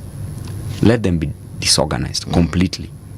Number two, the infrastructure that was laid down to serve Nairobians in terms of piping, the infrastructure for water, was laid down in the 1960s. Therefore, there are leakages. Water is lost through leakages. Water gets contaminated with sewage. Yeah, those metal pipes that have With already sewage. rusted. Yeah. There is contamination, so we can't consume such water. The water that we get in Nairobi is only 670 million liters on a daily basis. The water that we expect to consume in Nairobi goes to around 1 billion, approximately 1 billion, around 970 million liters, approximately 1 billion liters that we should be consuming, which means we have a deficit of over 330 million liters. How do we cure this? By dealing with the cartels, number one. Number two, putting on proper infrastructure. Number three, working on proper dams. Water is supplied in Nairobi through Ndakaini Dam, that is in Thika, Ruiru Dam, the Kikuyu Springs, the northern collector tunnel also supplies that water. Okay. We need to work on 2 additional dams to finish this problem. But you can't do this when you're a governor who drinks in the morning, afternoon, and evening. These are things that is the reason, one of the reasons why I stopped drinking, because this leadership needs a sober person, sober mind. Now, if you drink, you will forget the challenges facing Nairobians. Yeah. Number 2, Anifa, very urgent and important. You saw floods. Floods consumed lives. Lives were lost. People died. Property destroyed. People contracted diseases from that. Okay? You see floods going with a child's uniform in Mukuru slums, in Kibera slums, books floating, gone. That tells you that there's a deeper problem. How do we work on the drainage system? Work on the drainage system. Work on the stormwater drains. Work on the normal drainage system. Direct them. Work on the proper gradient. Direct them towards the rivers. Then do dredging. Expand the rivers. People are saying, oh, why is Babu saying that you expand the rivers? My brother, it's possible. Having spent my time in nursery, to primary, to high school, to university, again university, again university, and again, I still don't know that a river can be expanded. You see? And somebody saying, why are you saying a river can be expanded? A river can be expanded. Deepen it, widen it. Why? So that the volume of water that is coming, the flood, can be contained in that river. Then direct this. Let there be a dam to collect this water, so we also don't waste this water. We can use this water. Okay? The moment this is directed, the moment we do that, we will contain, because most flooding happens along the rivers, River Ngong, River Nairobi, River Madare. Then after that, when it pours out, it spreads to other places. Right. Work on the roads. As you are coming here, there are challenges of road network here. This is Kilimani. Is when we are building roads in Kilimani. Is that normal? This ought to have been done long ago. What about a slum like Madare, Huruma? Oh, speaking of roads, by the way, and Embakasi East. Yes. I've stayed in Embakasi East, specifically Tasia. You've seen how terrible, actually moved out because of the roads. Yes. Right from Kwandege. Yes. Uko ndani yote estate mzima, the roads are absolutely terrible. Yes. So who do we blame in this case? These roads in Tasia are county government roads. The roads, look at the roads that I did. Look at the road that is running from within the same Tasia.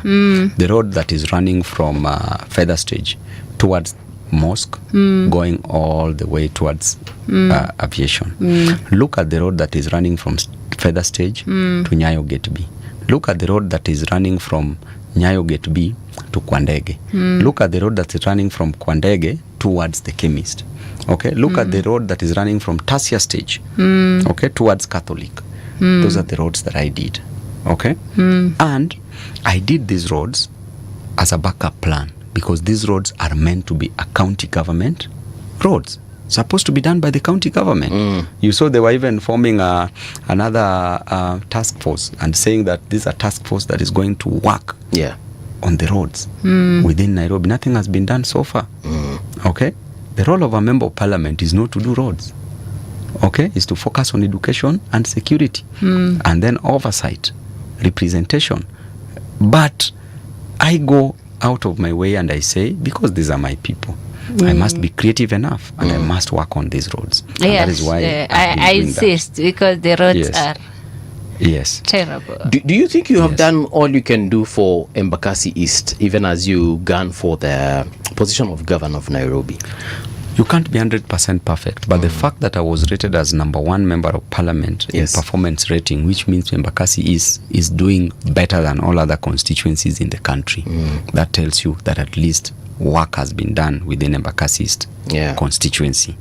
That alone gives people confidence. The fact that I was re-elected with close to around 85%, that tells you something, that Babu has been doing something, because re-election of any leader is not based on how popular you are. It's based on development track record.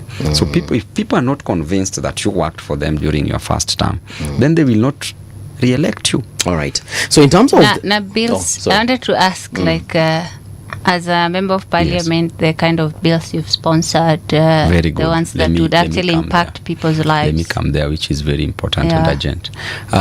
Going back to Nairobi again, then I come back there. The issue of garbage, Hanifa, you kept on saying that look at garbage in Embakasi South.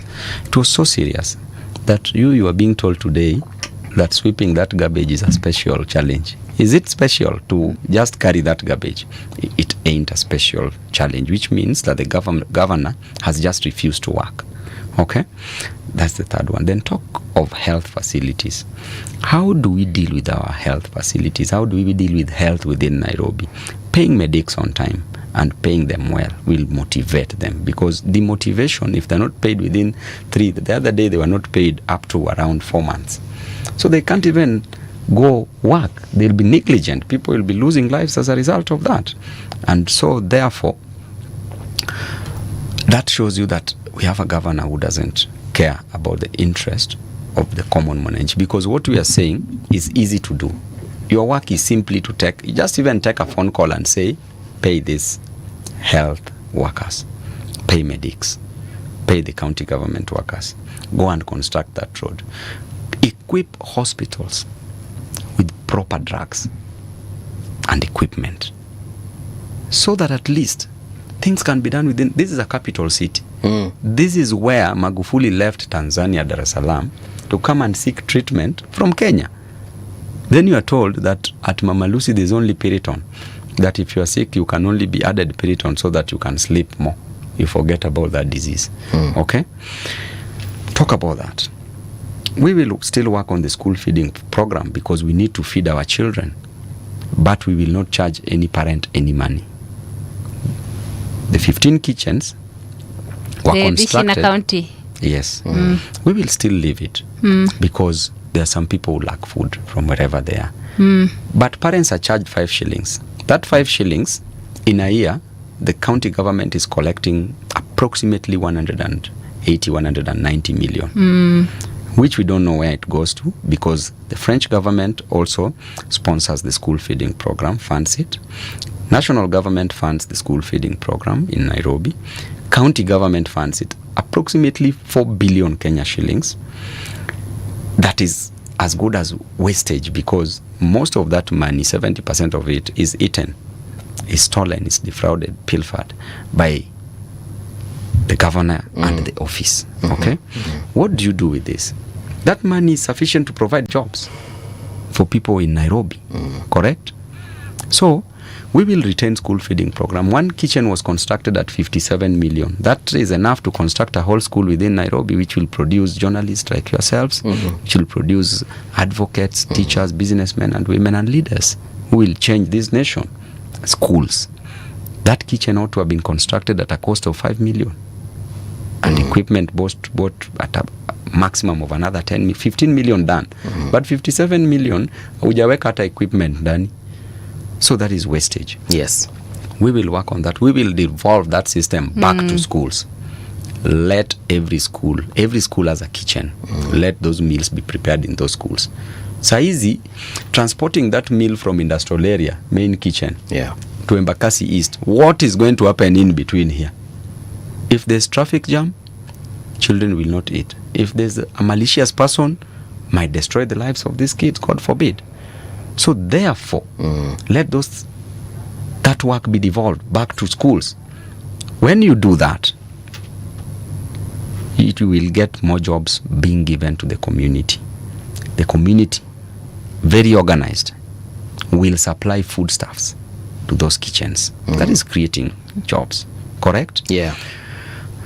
On education, bursary, over 1 billion is given to Nairobians, but you don't feel it.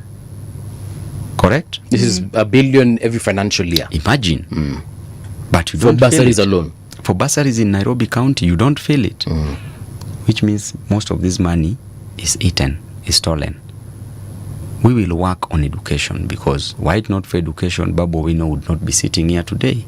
I would still be in Nyalenda slums. That education, I would rather not do any other thing, Anifa, but I educate a child, because that child will come and construct these roads. These roads after 10 years will be destroyed, but that education will be permanent in that child. That child will be an engineer to construct the roads.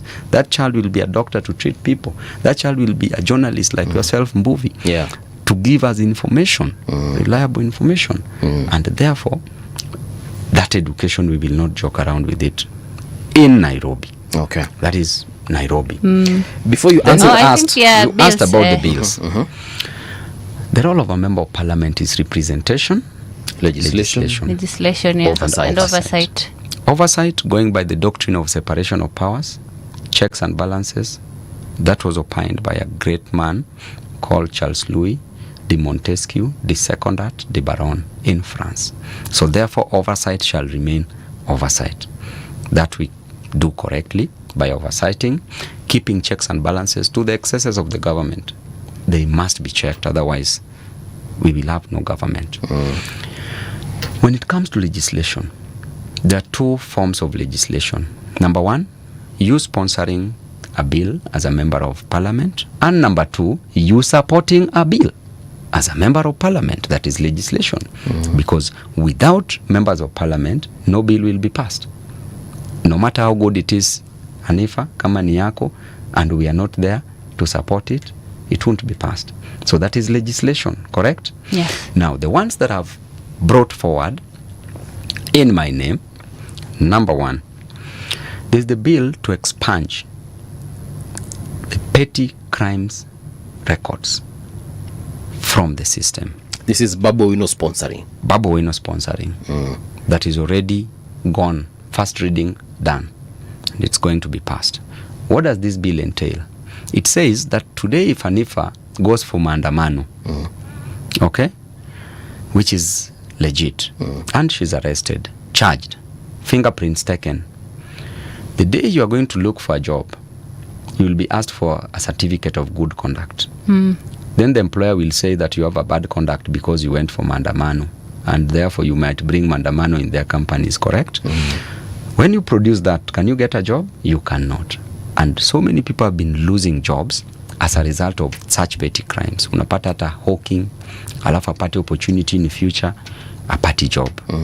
So when it comes to such bills, such records, they will be removed from the system, because if you are found guilty, you've already served.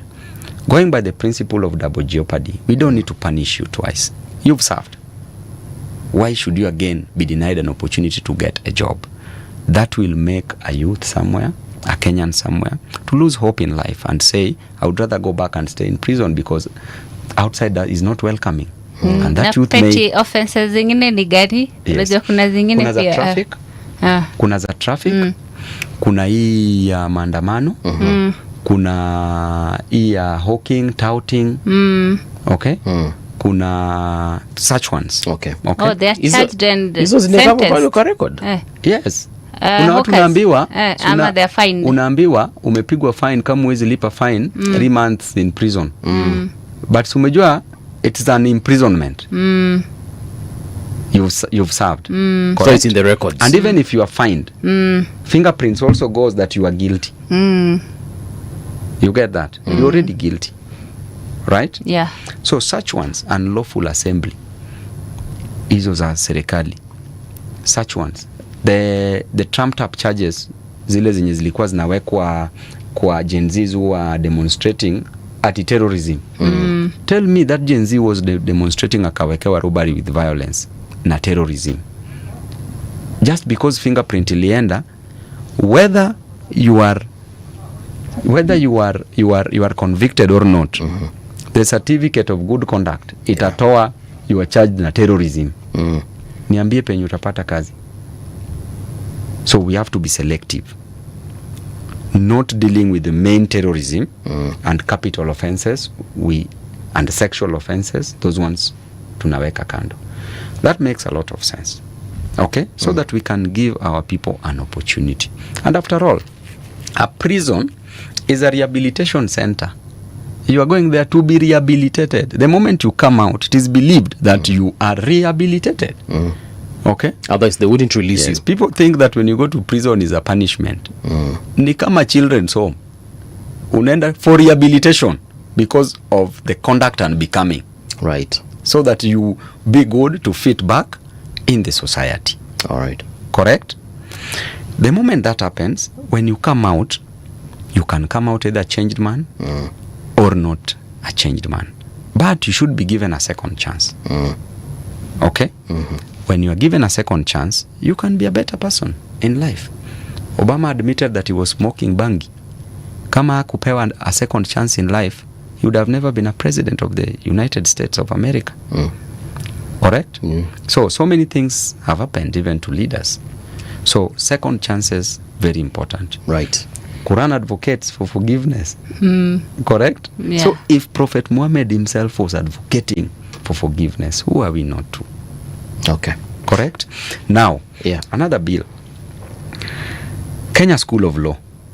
For you to be admitted at the Kenya School of Law, they say that you must have a degree in an institution of higher learning, a recognized, which is good enough.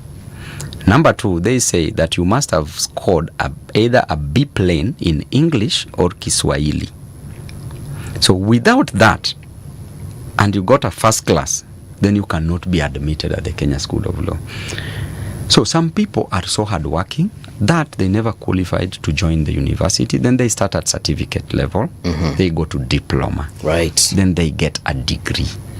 Then you are being told that with that degree, whether pass or a first class honors, you cannot join because you didn't score a B plane in either English or Kiswahili many years back.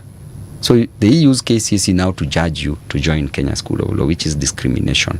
First of all, going by the principle of legitimate expectation, that the fact that you admitted me to start at certificate, then diploma, then degree, it means that there is the legitimate expectation that I was going to be an advocate. Without going to Kenya School of Law, you cannot be an advocate. You can just be a lawyer. Okay? You cannot go to court. You cannot practice. So I've brought in a bill to allow for academic progression. That's so long as you have a degree ya law. Hizo universities mbona zilikuwa zinakuadmit wakijua that you cannot go to Kenya School of Law? They ought to have known better na wakatai kukuadmit. Hata kama ni pass. So long as you have a pass, a degree ya law in any institution of higher learning in Kenya that is recognized, then you can be admitted. Okay. We have over 8,000 students who are outside there wenye hawawezi bado hawajajoin Kenya School of Law. 8,000 because of their KCSE. Because of their cases, they didn't get a B plane, either B plane in English or Swahili. So tell me, to this person who knew that mimi wacha niende ni study law, alafu one day I'll be an advocate. Huyu mtu way from 10 years ago bado hajai join. When you ask them what grade practice, when you ask this question, because I'm sure you've asked to and the that people is who why admit, yes, they just say you need to change the law. The law says this. That is why the law is being changed, and I'm the one who is doing it. Okay. To accommodate these people. There's one I did for HELB, but it failed, but it was still a bill. Nilikuwa nasema the HELB interest should be scrapped off because the government's role is to educate you, but the government gives you a loan. The moment it gives you a loan, it employs you get a job. It doesn't employ you. Get a job, for example, ya 50,000 Kenya shillings.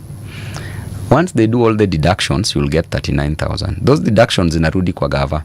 Then HELB takes another 5,000 inarudi kwa gava. Unabaki na 34.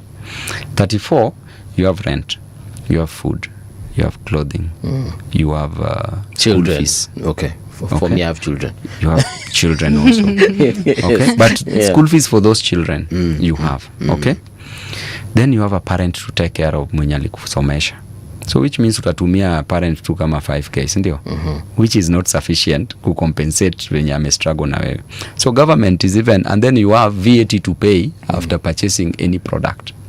So government takes almost half of your salary. So who should educate who? The government should educate you, not your parent educating you at the university level, even high school, correct? So that alone nilisema bill nimeleta to scrap off all those interest rates za help. Why did it fail? Of course, you know what happens in parliament. Tell us for those who don't know. It failed because some members of parliament didn't see the need of it passing, because them wamesha maliza, wako na kazi yao, watoto wao wako sawa, wako safe, they are not thinking about other Kenyans. That is why they failed it. If there's a bill that should have passed, that should have been one of them. I'm telling you. It denies so many graduates opportunities. Yes. Na pia kukatakatwa pesa tu Every time. kila saa. It's frustrating. Na kila time nasikia usipolipa there's some interest monthly if you don't pay. Inakuja na another interest on top of an interest.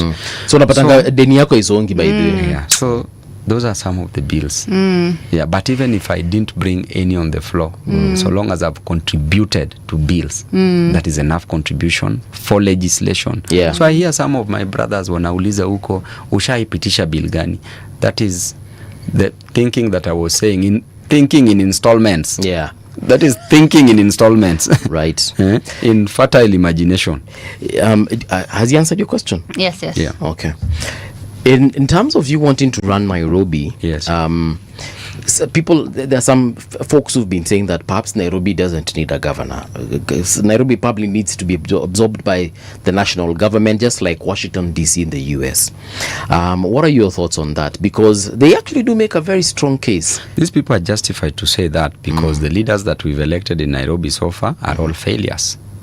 But you see, the best is always coming. We must never lose hope. There's already a smoke screen about Babu. Babu already has a development track record. Right. And you see, my intention is not just to be a governor of Nairobi.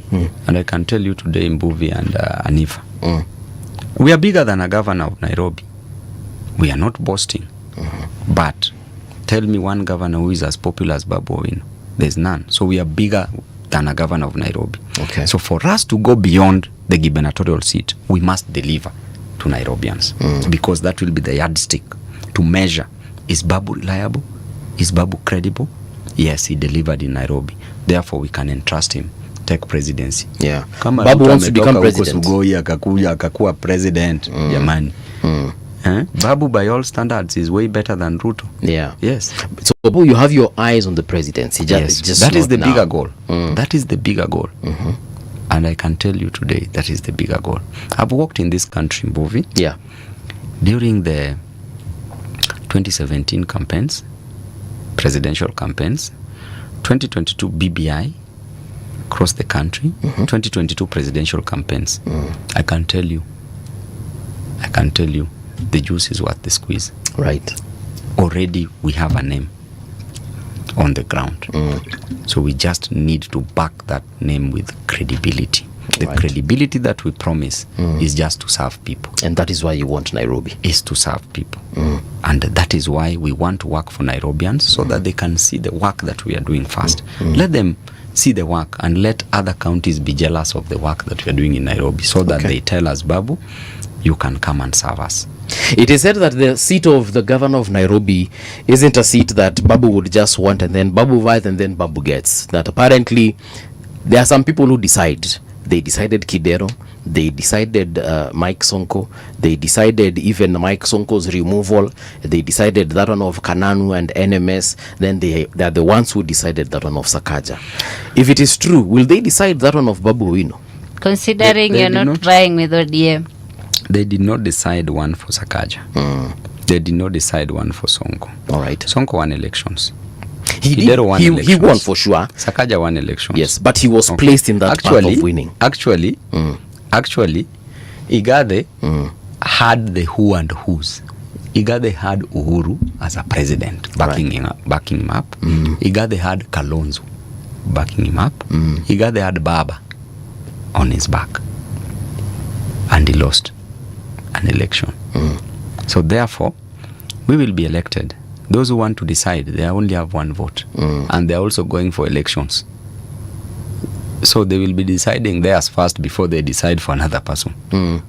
Yes. And Nairobians, by the way, they are the lot that don't vote based on tribe. I'm telling you, they vote based on what they trust. It's only that they've been duped severally. because they believe that this person can deliver, but this person turns out to be something else.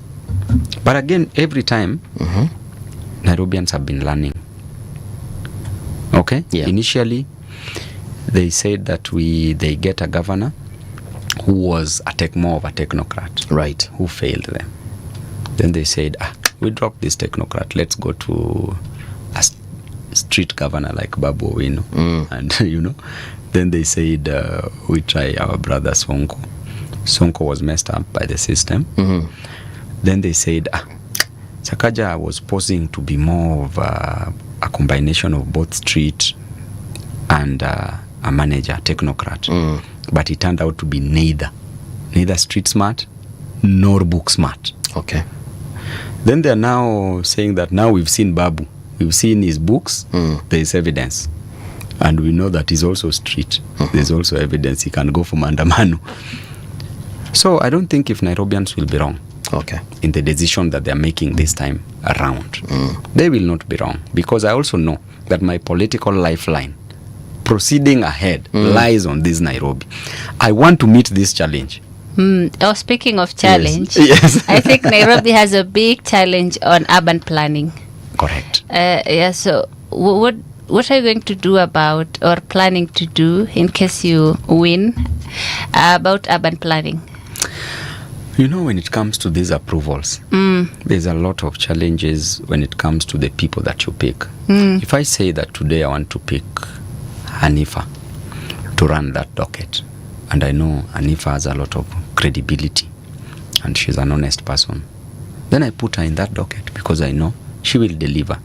She is not corruptible. She will say this is how things are. So when she sits in that office, then you will have results. But if you put a person who is corrupt and you are corrupt yourself as a leader, they will work the way you are going to work. And by the way, no matter how good Hanifa may be, and Babu is corrupt, okay? At some point, she will give up. She may start working like Babu. Because it is about the leader. What does the leader want? What's the vision? So if a leader is corrupt, your workers will work gravitating towards corruption. Right. If a leader is straightforward, your workers will also gravitate towards that. So matters urban planning. We've messed up our drainage systems, our sewer lines. We've really messed up because of money. You see the deaths that we record every time because of the approved buildings that are going beyond the expected heights vertically. And as a result of that, approval vertically has messed this county. Horizontally also has messed it. Vertically, people are losing lives, people are losing property. You've invested so much only for a building to come down. Okay? That is as a result of corruption. So it is in knowing who you are putting in which office. And it is also in knowing yourself as a governor, as a leader, as the manager. What do you want to achieve? Okay? Okay. Let me ask you today, Hanifa. Approvals are made here at the county.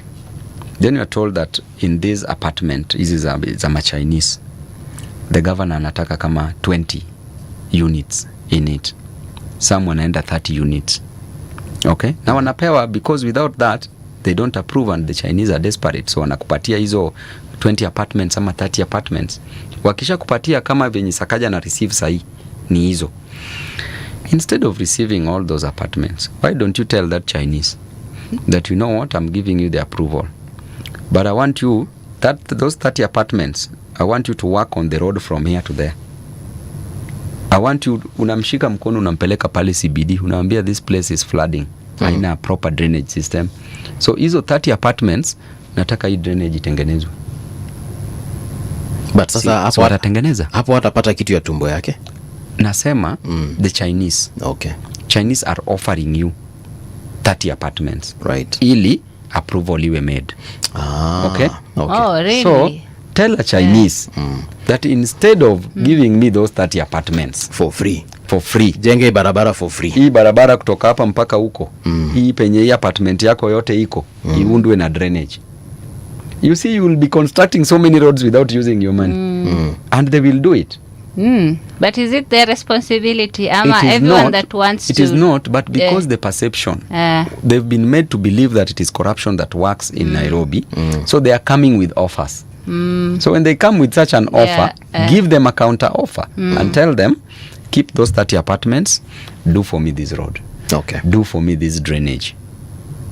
All right. You see, hata kutakuwa na hizi shida hapa. Hii hapa yenye iko hapa hii angeshajenga hii barabara yote. You see such ones? Yeah. Such ones hakutakuwa na shida. You don't have to compel them to do, because that again you are discouraging investment. But if they come to you that they want to do it, then give them a counter offer of working for the public as a CSR, in form of a CSR. I understand the government of Kenya owes Nairobi County in terms of madeni ile iko nayo za Nairobi about 200 billion. Ya nini? I don't know how true that is, but kuna vitu hazijalipwa, rates ama sijui ni rents za different things, stima na maji. Do you have are you aware of that first of all? Na watu wa stima ulikuwa nasikia wanasema government nini Nairobi County in our own 3 billion. Sindio? So you see, so they owe each other. This is government to government, inter, and can also be intra. Such can always happen. But you see, as a governor of Nairobi, you need to plan yourself. What are your sources of revenue? According to the latest World Bank report, it shows that Nairobi should be run on a budget of on-source revenue of approximately 67.5 billion. Then government budget, national government budget, around 20 billion. That is around 87.5 billion. Right now, we are running Nairobi on a budget of 43 billion. Governor boasts of collecting 12 billion, the one that he declares. Then on-source revenue is 20, which means Nairobi is run on a budget of 32 billion, but we draw a budget of 43 billion. There's a deficit of 11 billion. So first of all, you can't work with that.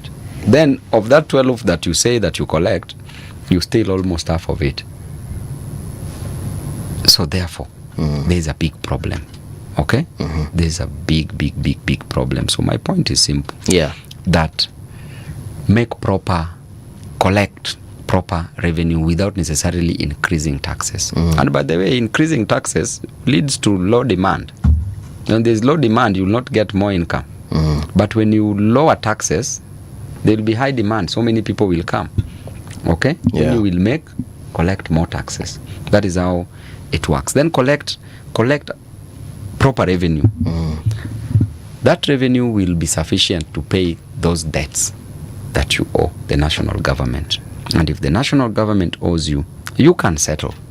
You can say, you owe me, I owe you, these debts are cancelling. Those are ways of settling things. ADR, alternative dispute resolution mechanisms. Okay. Yes. So hii kitu tu ni proper planning. Yeah. Yes. Kuna mtu anauliza how you will deal with county askaris, especially the rogue ones, wenye wanaharasa watu ovyo ovyo. Those ones will lose their jobs. There is no any other way to deal with them. You have to treat Kenyans with respect. Right. If Babu Owino is not harassing those people, Nairobians, why are you harassing them? Okay. And this Babu has given you the job.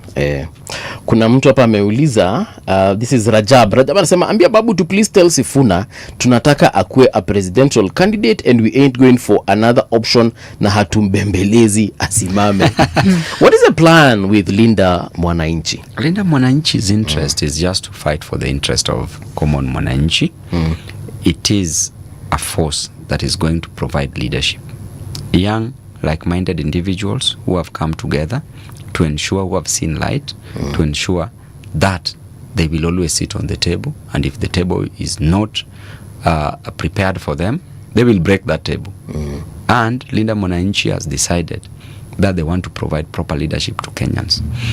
Sifuna is in it, Babu Owino is in it, other like-minded individuals are in it. Yes. We will sit down, we want to produce a presidential candidate. We want to sit down and produce. Babu is going for governor. Yes. So clear. You're for sure. Babu is going for governor. Governor, one term. Okay. 2032 we go for president. Whoever we are going to put as Linda Mwananchi, prepare, serve one term. Awachie Babu aendelee na kazi. That is how it is. Unaona? Hanifa, si hata wewe pia one day unataka hapo sasa userve Kenyans. Nani atakubali ya one term? No, let it be like that. Wacha tu sasa huyo atakuwa tu an opponent in 2032. But 2027 tuna support one of our own. All right. Yes, it can be Sufuna, it can be any other person who is interested. We can team up with opposition, by the way, because winning presidency, we also have to be very practical. We need coalition of parties, because Kenya is still largely tribal. Gen Zs are not. But we need even those who are tribal, so that we form a coalition. The first thing first is remove the unwanted person first. Then mbaki mkisolve maneno. Kama upendi mtu naambia wewe naye tumetoa huyu, lakini wewe naye rekebisha hii na hii ili tuendelee pamoja. So can the opposition actually come together? And that is we have the former DP. Yeah. We also have Matiang'i, Kalonzo, and Maraga and Okia. How does this work? All these people should come together. But how do they decide that this is the one we want to run? I think they should and be unite scientific. People to believe that. Let's go scientific. Let's do scientific polls. Wachana na hizi polls yenye tunaweka hapa kwa Facebook na X ati votia na nia. Let's go do scientific polls. Whoever is ahead should be supported. Whoever is second should deputize. Whoever is third should be a prime minister, prime cabinet secretary or prime minister. Okay, that is how very fair, because that is the opinion of Kenyans. That is, those are the people that they want to lead them. Okay. So let's be scientific. The moment that's done, can assure you, we are safe. Okay. We are not running out of time. Okay. During next year. There's still time. There's still time up to even December. We are still safe. Because also getting somebody as early as now, that person atapigwa mpaka ame Kenya. So let these people not know the exact candidate. So ajue huyu is a possibility, huyu ni a possibility, hivyo. So at the time that they are coming together, they produce one, then they back that person up, then that's it. Yeah. Yes. So is there any possibility of ODM ever coming back together? If say today the Linda ground group said, okay, you know what, we have seen the error of our ways, from your perspective, are they welcome? Mbuvi, it is quite unfortunate that what Baba built for over 20 years has been destroyed only for 4 months. Quite unfortunate. We were the real members, real niggers of ODM. You know? They would probably say the same as well. Let me tell you, my brother, you saw it. You could see who was working and who was not working. There were dormant members, like in a company. There are quasi members. There are active members. Okay? The dormant members have all of a sudden become active. And the active members who are there are all of a sudden being chased away. Okay? I believe in a democracy where, freedom of speech is the oxygen of democracy. So therefore, everybody should be given an opportunity to express their views. Baba himself never found it right to chase us out of his own party. Why are you chasing us out of Baba's party? That is quite wrong. Just because you have a contrary opinion, and not unless there's something different that you want to achieve, which is not in tandem with the interest of the common mwananchi. People will come, people will talk about ODM, how ODM is, how ODM has been. But the Babu that you're looking at here, if you look at all these leaders from MCA, women reps, senators, members of National Assembly, governors, tell me one who has suffered more than Babu on behalf of ODM. Having 12 criminal cases, trumped up charges put against me by the government. My election was nullified in High Court. I went up to the Supreme Court because of ODM. I was being killed with Baba in one chopper at Soy, stoned together because of ODM. Okay? Look at what happened in Embakasi South. We were also being killed there because of ODM. Correct? Look at what we were going through when we were doing mobilization. The tear gas, the rungus, image that was dented, it was just because of ODM. Where were these people who are now reaping what they didn't sow? Where were they? I believe that these people, what we wanted was just an election. If you would have been defeated kwa hiyo NDC elections, by then tungesema tuacha tulie, tumeshanyoroshwa. But awange tushinda. Babu wanted to be a party leader. Correct? Party leader is such a small thing. At Babu's age, people have become presidents. Look at Nepal the other day, elected a prime minister at 35 to take charge of a government. Rajolina president at 35 years, Madagascar. Fidel Castro president at 32 years. Look at my brother now, Traore at 32. Already a president, or took over presidency. So what is a party leader? A very minute position, surely. So there is no room for growth. We are not being given an opportunity to grow. And you see, it is quite sad because this is not what Baba believed in. And these people, as you can clearly see, hata juzi kwenda Kisumu wanasema hatuwezi ingia. Wametuwekea goons kila mahali, but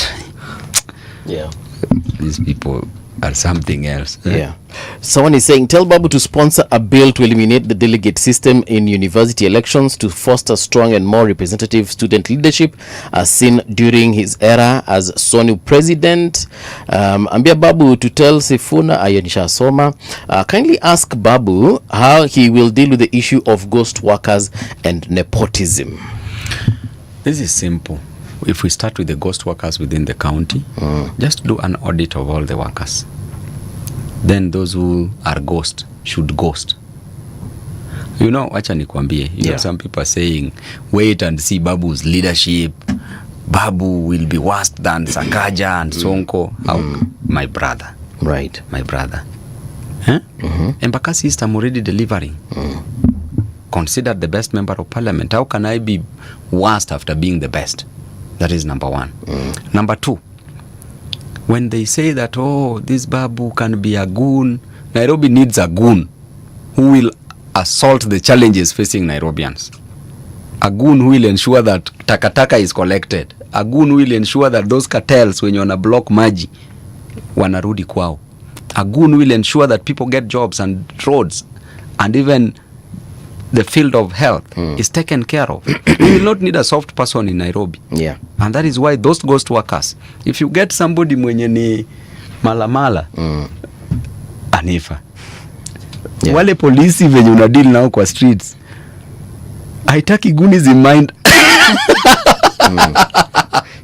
You must put some gear kidogo. Right. Wrong goonism is a goon who is attacking a fellow Kenyan in the streets. A goon who wants to steal what you have. A goon who wants to destroy your life. But a goon who wants the best for you, it doesn't matter. So therefore, those challenges must be handled head on. So audit, let those ghost workers to ghost. Right. Let them disappear. That's how things will work. There's the issue of the university. The universal suffrage. I was a president of the University of Nairobi for 4 terms. And a president of all universities, Kenya University Students Organization, KUSO, for 4 terms. Then this bill was introduced in Parliament by Duale and said that because Babu has contested for 4 terms, we introduce a bill to block him from further contesting. What they didn't know is that Babu was transitioning to the national politics. And I'm the only student leader, by the way, who having won as a student leader, I won a member of parliament as a student leader. I resigned and said, okay, let me leave this. Let me now pick up the role of a member of parliament. The unfortunate thing that happened is that this bill was introduced to block Babu Owino from further contesting. As at that time, I told students that you guys, we need to fight this. Some student leaders from other universities said, no, you know, Babu, umeshamaliza we sasa enda tu tuachie hiyo kitu hivyo. Now this thing is biting students. It's really wrong. And I brought an amendment bill to it. But the same member of parliament was saying, members of parliament were saying that this bill, they are using it to control the students. But how could they control the students if they couldn't control the Gen Zs? Majority of those Gen Zs were students. Yes. Yeah. You see. And they failed that bill. That is another bill that I also sponsored an amendment to the act, the University Act. Did it go through? It didn't go through. It failed at the committee stage because the Attorney General gave a report that they needed peace in universities. But you see, again, in Parliament, no matter how strong Babu may be, your powers are only so much. So much. All right. I only have one vote. Yeah. So ilileta shida sana. Yeah. But we don't have any harm in trying again so that we can fight for these comrades, because that is discrimination. If leaders are elected through universal suffrage, why do you want to elect students using other means? And leadership is bred at the university. Yeah.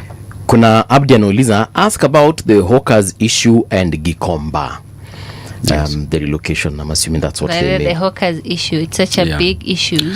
I think many Nairobians are saying hawkers wanaleta disorganization, but hawkers also need to feed their families and have jobs as well. How do we even balance the two? Take an example of Isili. Yeah. I've really tried to understand the issue and even call out to those who are in charge. I've failed to actually balance the two. It is a very delicate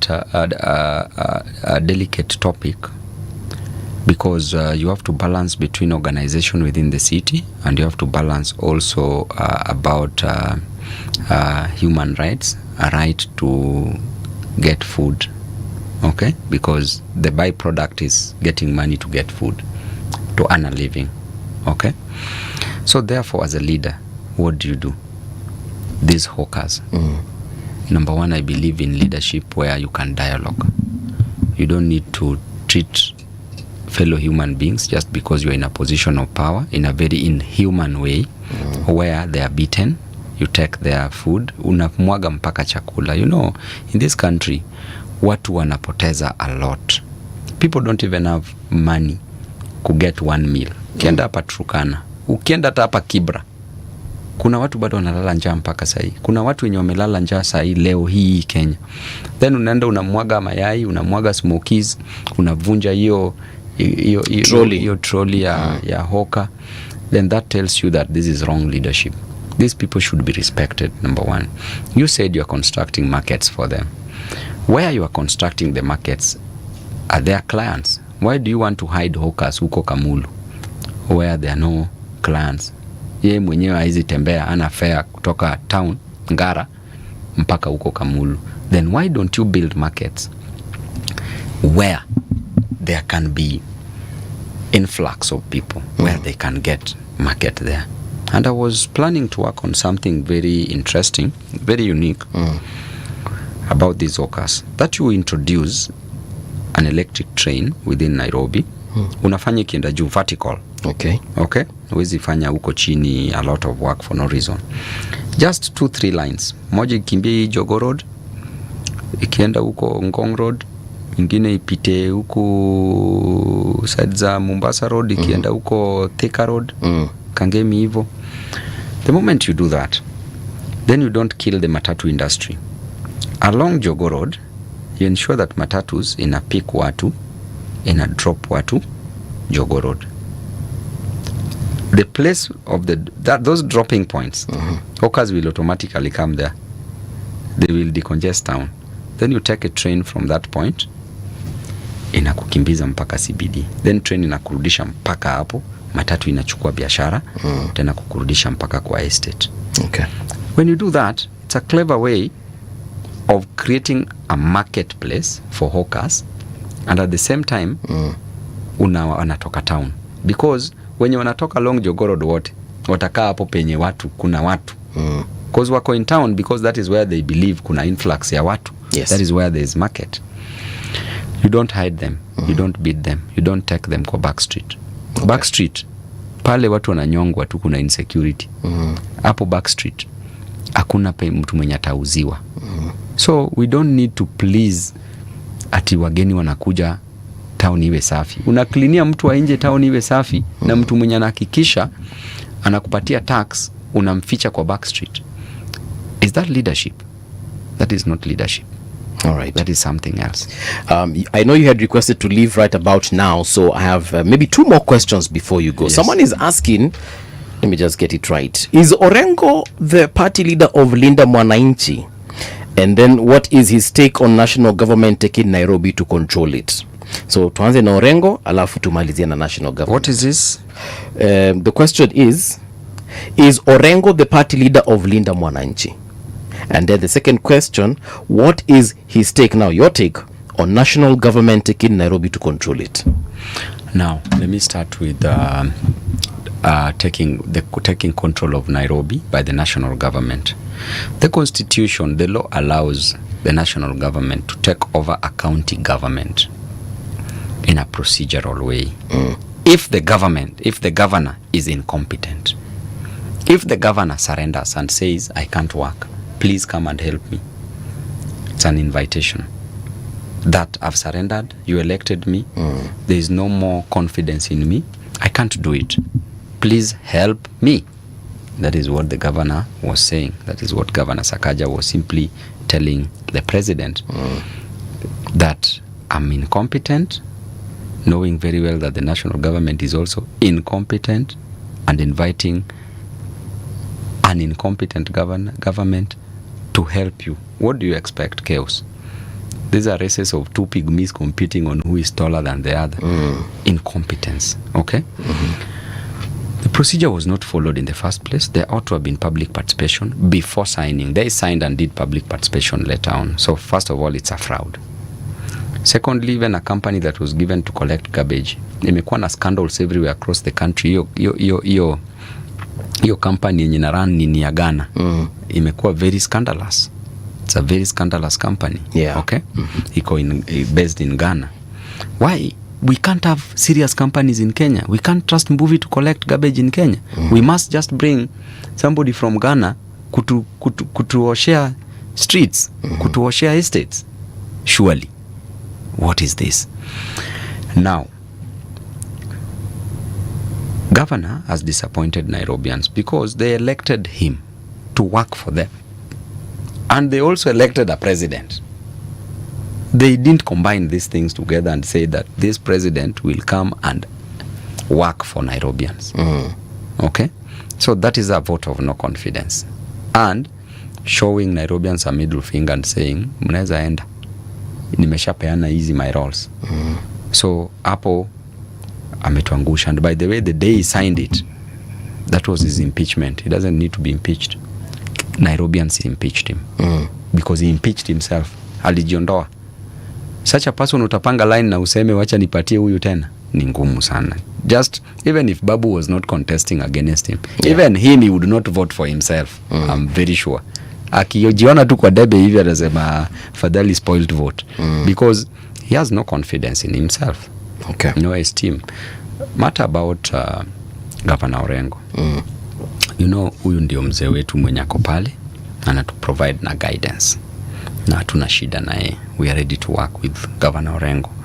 Orengo has been my personal lawyer. He's been there for me when things were even thick in the midst of crisis. He's been there for me.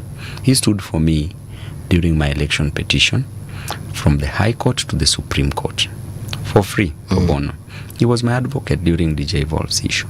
So Orengo has been there for me. He's like a dad to me. And sina competition nae. And he will still guide us. Yes. All right. Thank you so much. Hanifa, do you have anything for Muhesh before we let him go? Now, I'm very passionate about youths in power. Yes. Na I was in Tasia just recently, and there's this guy that wants to become MCA hapo, but kuna the current MCA, I think ako DM, that is going around dishing out money properly. So I know we have so many people in opposition or people who talk about youth empowerment and stuff. How is it actually actualized? I think so many youth aspirants are suffering huko nje with the politics of money issue. No party at all, no guidance whatsoever. So imekuwa tu talking with no help at all or guidance. You know, and if people don't elect money, people elect a leader. Because if you are to give money, can you give all Nairobians money? Even the people in Tasia, can you give all of them money? He cannot. But they're going around giving out money, which Giving works for that money, most. Whether if you're being it doesn't realistically without handouts. Do you know why it squeezy. doesn't work? Let me tell you. When I was contesting from the university, I got an opportunity to look at Mureidi's account by my own ways. Okay? Mureidi had 500 million Kenya shillings. And I had only 4 million. That evening, I went and slept. Hiyo afternoon yote nikasema hii ni race yenye nitatoboa kweli. And you could see how Mureithi was campaigning. He could come, okay, call people, anawapatia unga 3 and then anawaambia kesho ambieni Babu awalete mboga. Then kesho kama sijaleta mboga anarudi na cabbage. Anapatia watu 2.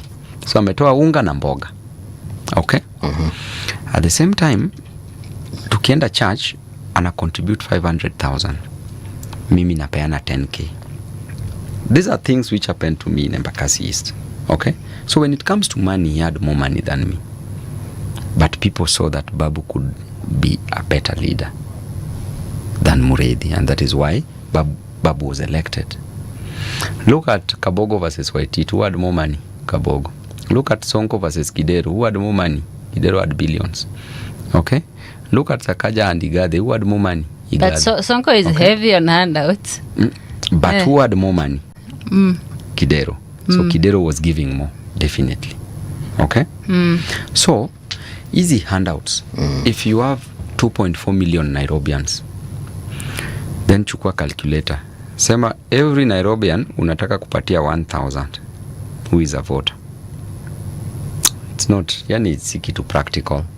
So which means utapata tu watu hapa na pali wenye wanapewa kitu hapa na pali.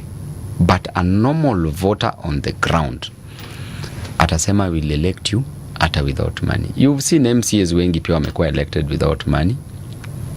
Do you think Omutata spent campaigning? His name had already campaigned for him. And he won elections. Correct? Yeah. So therefore, it's not just about money. It's about, is this a leader? We've seen you've done a lot for Kenyans. You've worked for Kenyans. There's expectation. Kenyans have been expecting. What is Anifa going for? And an opportunity only comes once. To you, you might be thinking that, you know, I need to take my time. I don't have money kwanza. I will not Yeah, move. but that's one of the reasons No. I'm not running. Let me tell you, let that money follow you. Because you might be running away from an opportunity that has just knocked on your door. Then you close the door for it. I'm telling you today. So you need to start thinking. I can tell you today, it's not about money. It's not about money. Money chenye nimeona imeshinda ni presidential election. Whoever gives more to the counting officer, mwenye ana count hizo votes, mwenye anapea IBC chairman, ndio anakuwa declared. Governor to MCA, saizi, si Sakaja has more money than me. Si I've already defeated him kwa governor. Sahi Mbuvi. Si nishamnyorosha. As we speak. Which amount of money will you be given Mbuvi to change your mind that you will not vote for Babu? Okay. Hakuna? Hata lete ngapi utasema tu mimi nayo nakula hii because voting ni secret ballot, but napatia Babu. Unaona? All right. So it is not about money. So when an opportunity comes, decide and say it doesn't matter. I will go for this seat. Choose a seat, go for a seat, Right. serve Kenyans, get an opportunity to serve Kenyans from that seat. If you don't go for it, yes, ala bada kuna plans na wewe.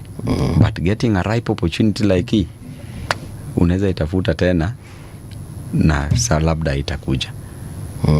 Yes. All right. I can see a lot of love for you. As far as our chat section is concerned, we wish you all the best, Mahesh, in your future endeavors, na sana sana hapo kwa Nairobi governor. Na in case upate hiyo nafasi, tafadhali usiangusha watu wa Nairobi. Movie, I don't want to disappoint Nairobians. Otherwise, I would rather just go back to contest as a member of parliament. And if I hear will still vote for me, atasema huyu MP wangu hata kama ako hivi lakini bas kura yangu wacha potee nayo, she'll still vote for me. But you kuna plan B? No. There is no plan B because plan A is working. Okay. The plan A. By the way, what I'm telling you, let me challenge you a little bit. All right. You will live here. Probably you'll go straight home. Yes. When you're coming back tomorrow morning. Tomorrow morning. Yes. I'm usually here by 5. By 5. By 5 you might not get so many people. But let's say lunchtime. Right. Umetoka unaenda lunch. I want you to do a random thing. A very unique random thing. Tembea tu hapa kwa hii barabara tu hii. Just ask the first 10 people on who your governor will be. And I want to bet na wewe. If Babu is defeated kwa watu 10, don't vote for me. But if Babu anashinda kwa watu 10, don't waste your vote. Vote here. That will tell you, that is how scientific research is done. That will tell you that in every 10 people, until Nairobians waishe, they are likely going to vote venye watakwambia hivyo. Okay. With a margin of error of plus minus 3%, which applies to all candidates. So that clearly tells you, tomorrow by lunchtime, I'll take your number. Yes. You call me. Utashika simu? That's why I'm taking your number. All right. You call me. Niambie tu Babu. Ndio hizi results zangu. Unajua mimi usiposhika simu mimi ni Mkamba Nimechukua. No, unajua leadership watu wanai overrate tu. Hizi vitu very soon will be called former. Acha nikwambie. Saizi Uhuru ameserve president, saizi is a former president. This position of leadership should not make you feel so big. You are bigger than what? People when you elect ni watu wenye wako kwa mtaa, wanaoshea watu manguo, wanauza mboga, wanaenda jua kali. Those are your bosses. So if you want to elevate yourself that you are larger than life, then leave this position of leadership. Because after a few years, si tena tunakutana tu street tunasema na Babu siku zenye ulikuanga MP, ulikuanga mama governor, you know. So this thing, you take life easy the way it comes. Okay. Sawa. Parting shot, 10 seconds as we say kwa heri. I want to take this opportunity to thank you, Mbuvi, and to thank Anifa for giving me this opportunity to address Kenyans, to talk to them. And I want to tell Kenyans that I know what you're going through. I know that you're going through the challenges of unemployment, challenges of high cost of living, challenges of overtaxation, challenges of not being able to raise school fees. As we speak, I know that you are with your child at home. But I know, again, that there's a God in heaven. I want you to have hope. Do not lose hope. We have a government, yes, a defunct government, yes, but there's always hope. I want you to keep marching on. Never give up. Never tire. Let's give hope an opportunity, and let's trust and believe in the Almighty God. With those challenges, with the right leaders that we'll elect, at least something will happen. A difference will be made. All right. Thank you. Karibu sana mheshimiwa. This is where we come to a close, folks. A big shout out to everyone who has texted. In case nimelenga swali yako, because nimejaribu kushikanisha zote nikazi consolidate, for lack of a better word. Don't worry, we still have tomorrow. But for now, we say kwa heri. God bless you. And for me, I'll be here in the morning, 6 a.m. With the City Muga on the People's Breakfast. All the best. All right.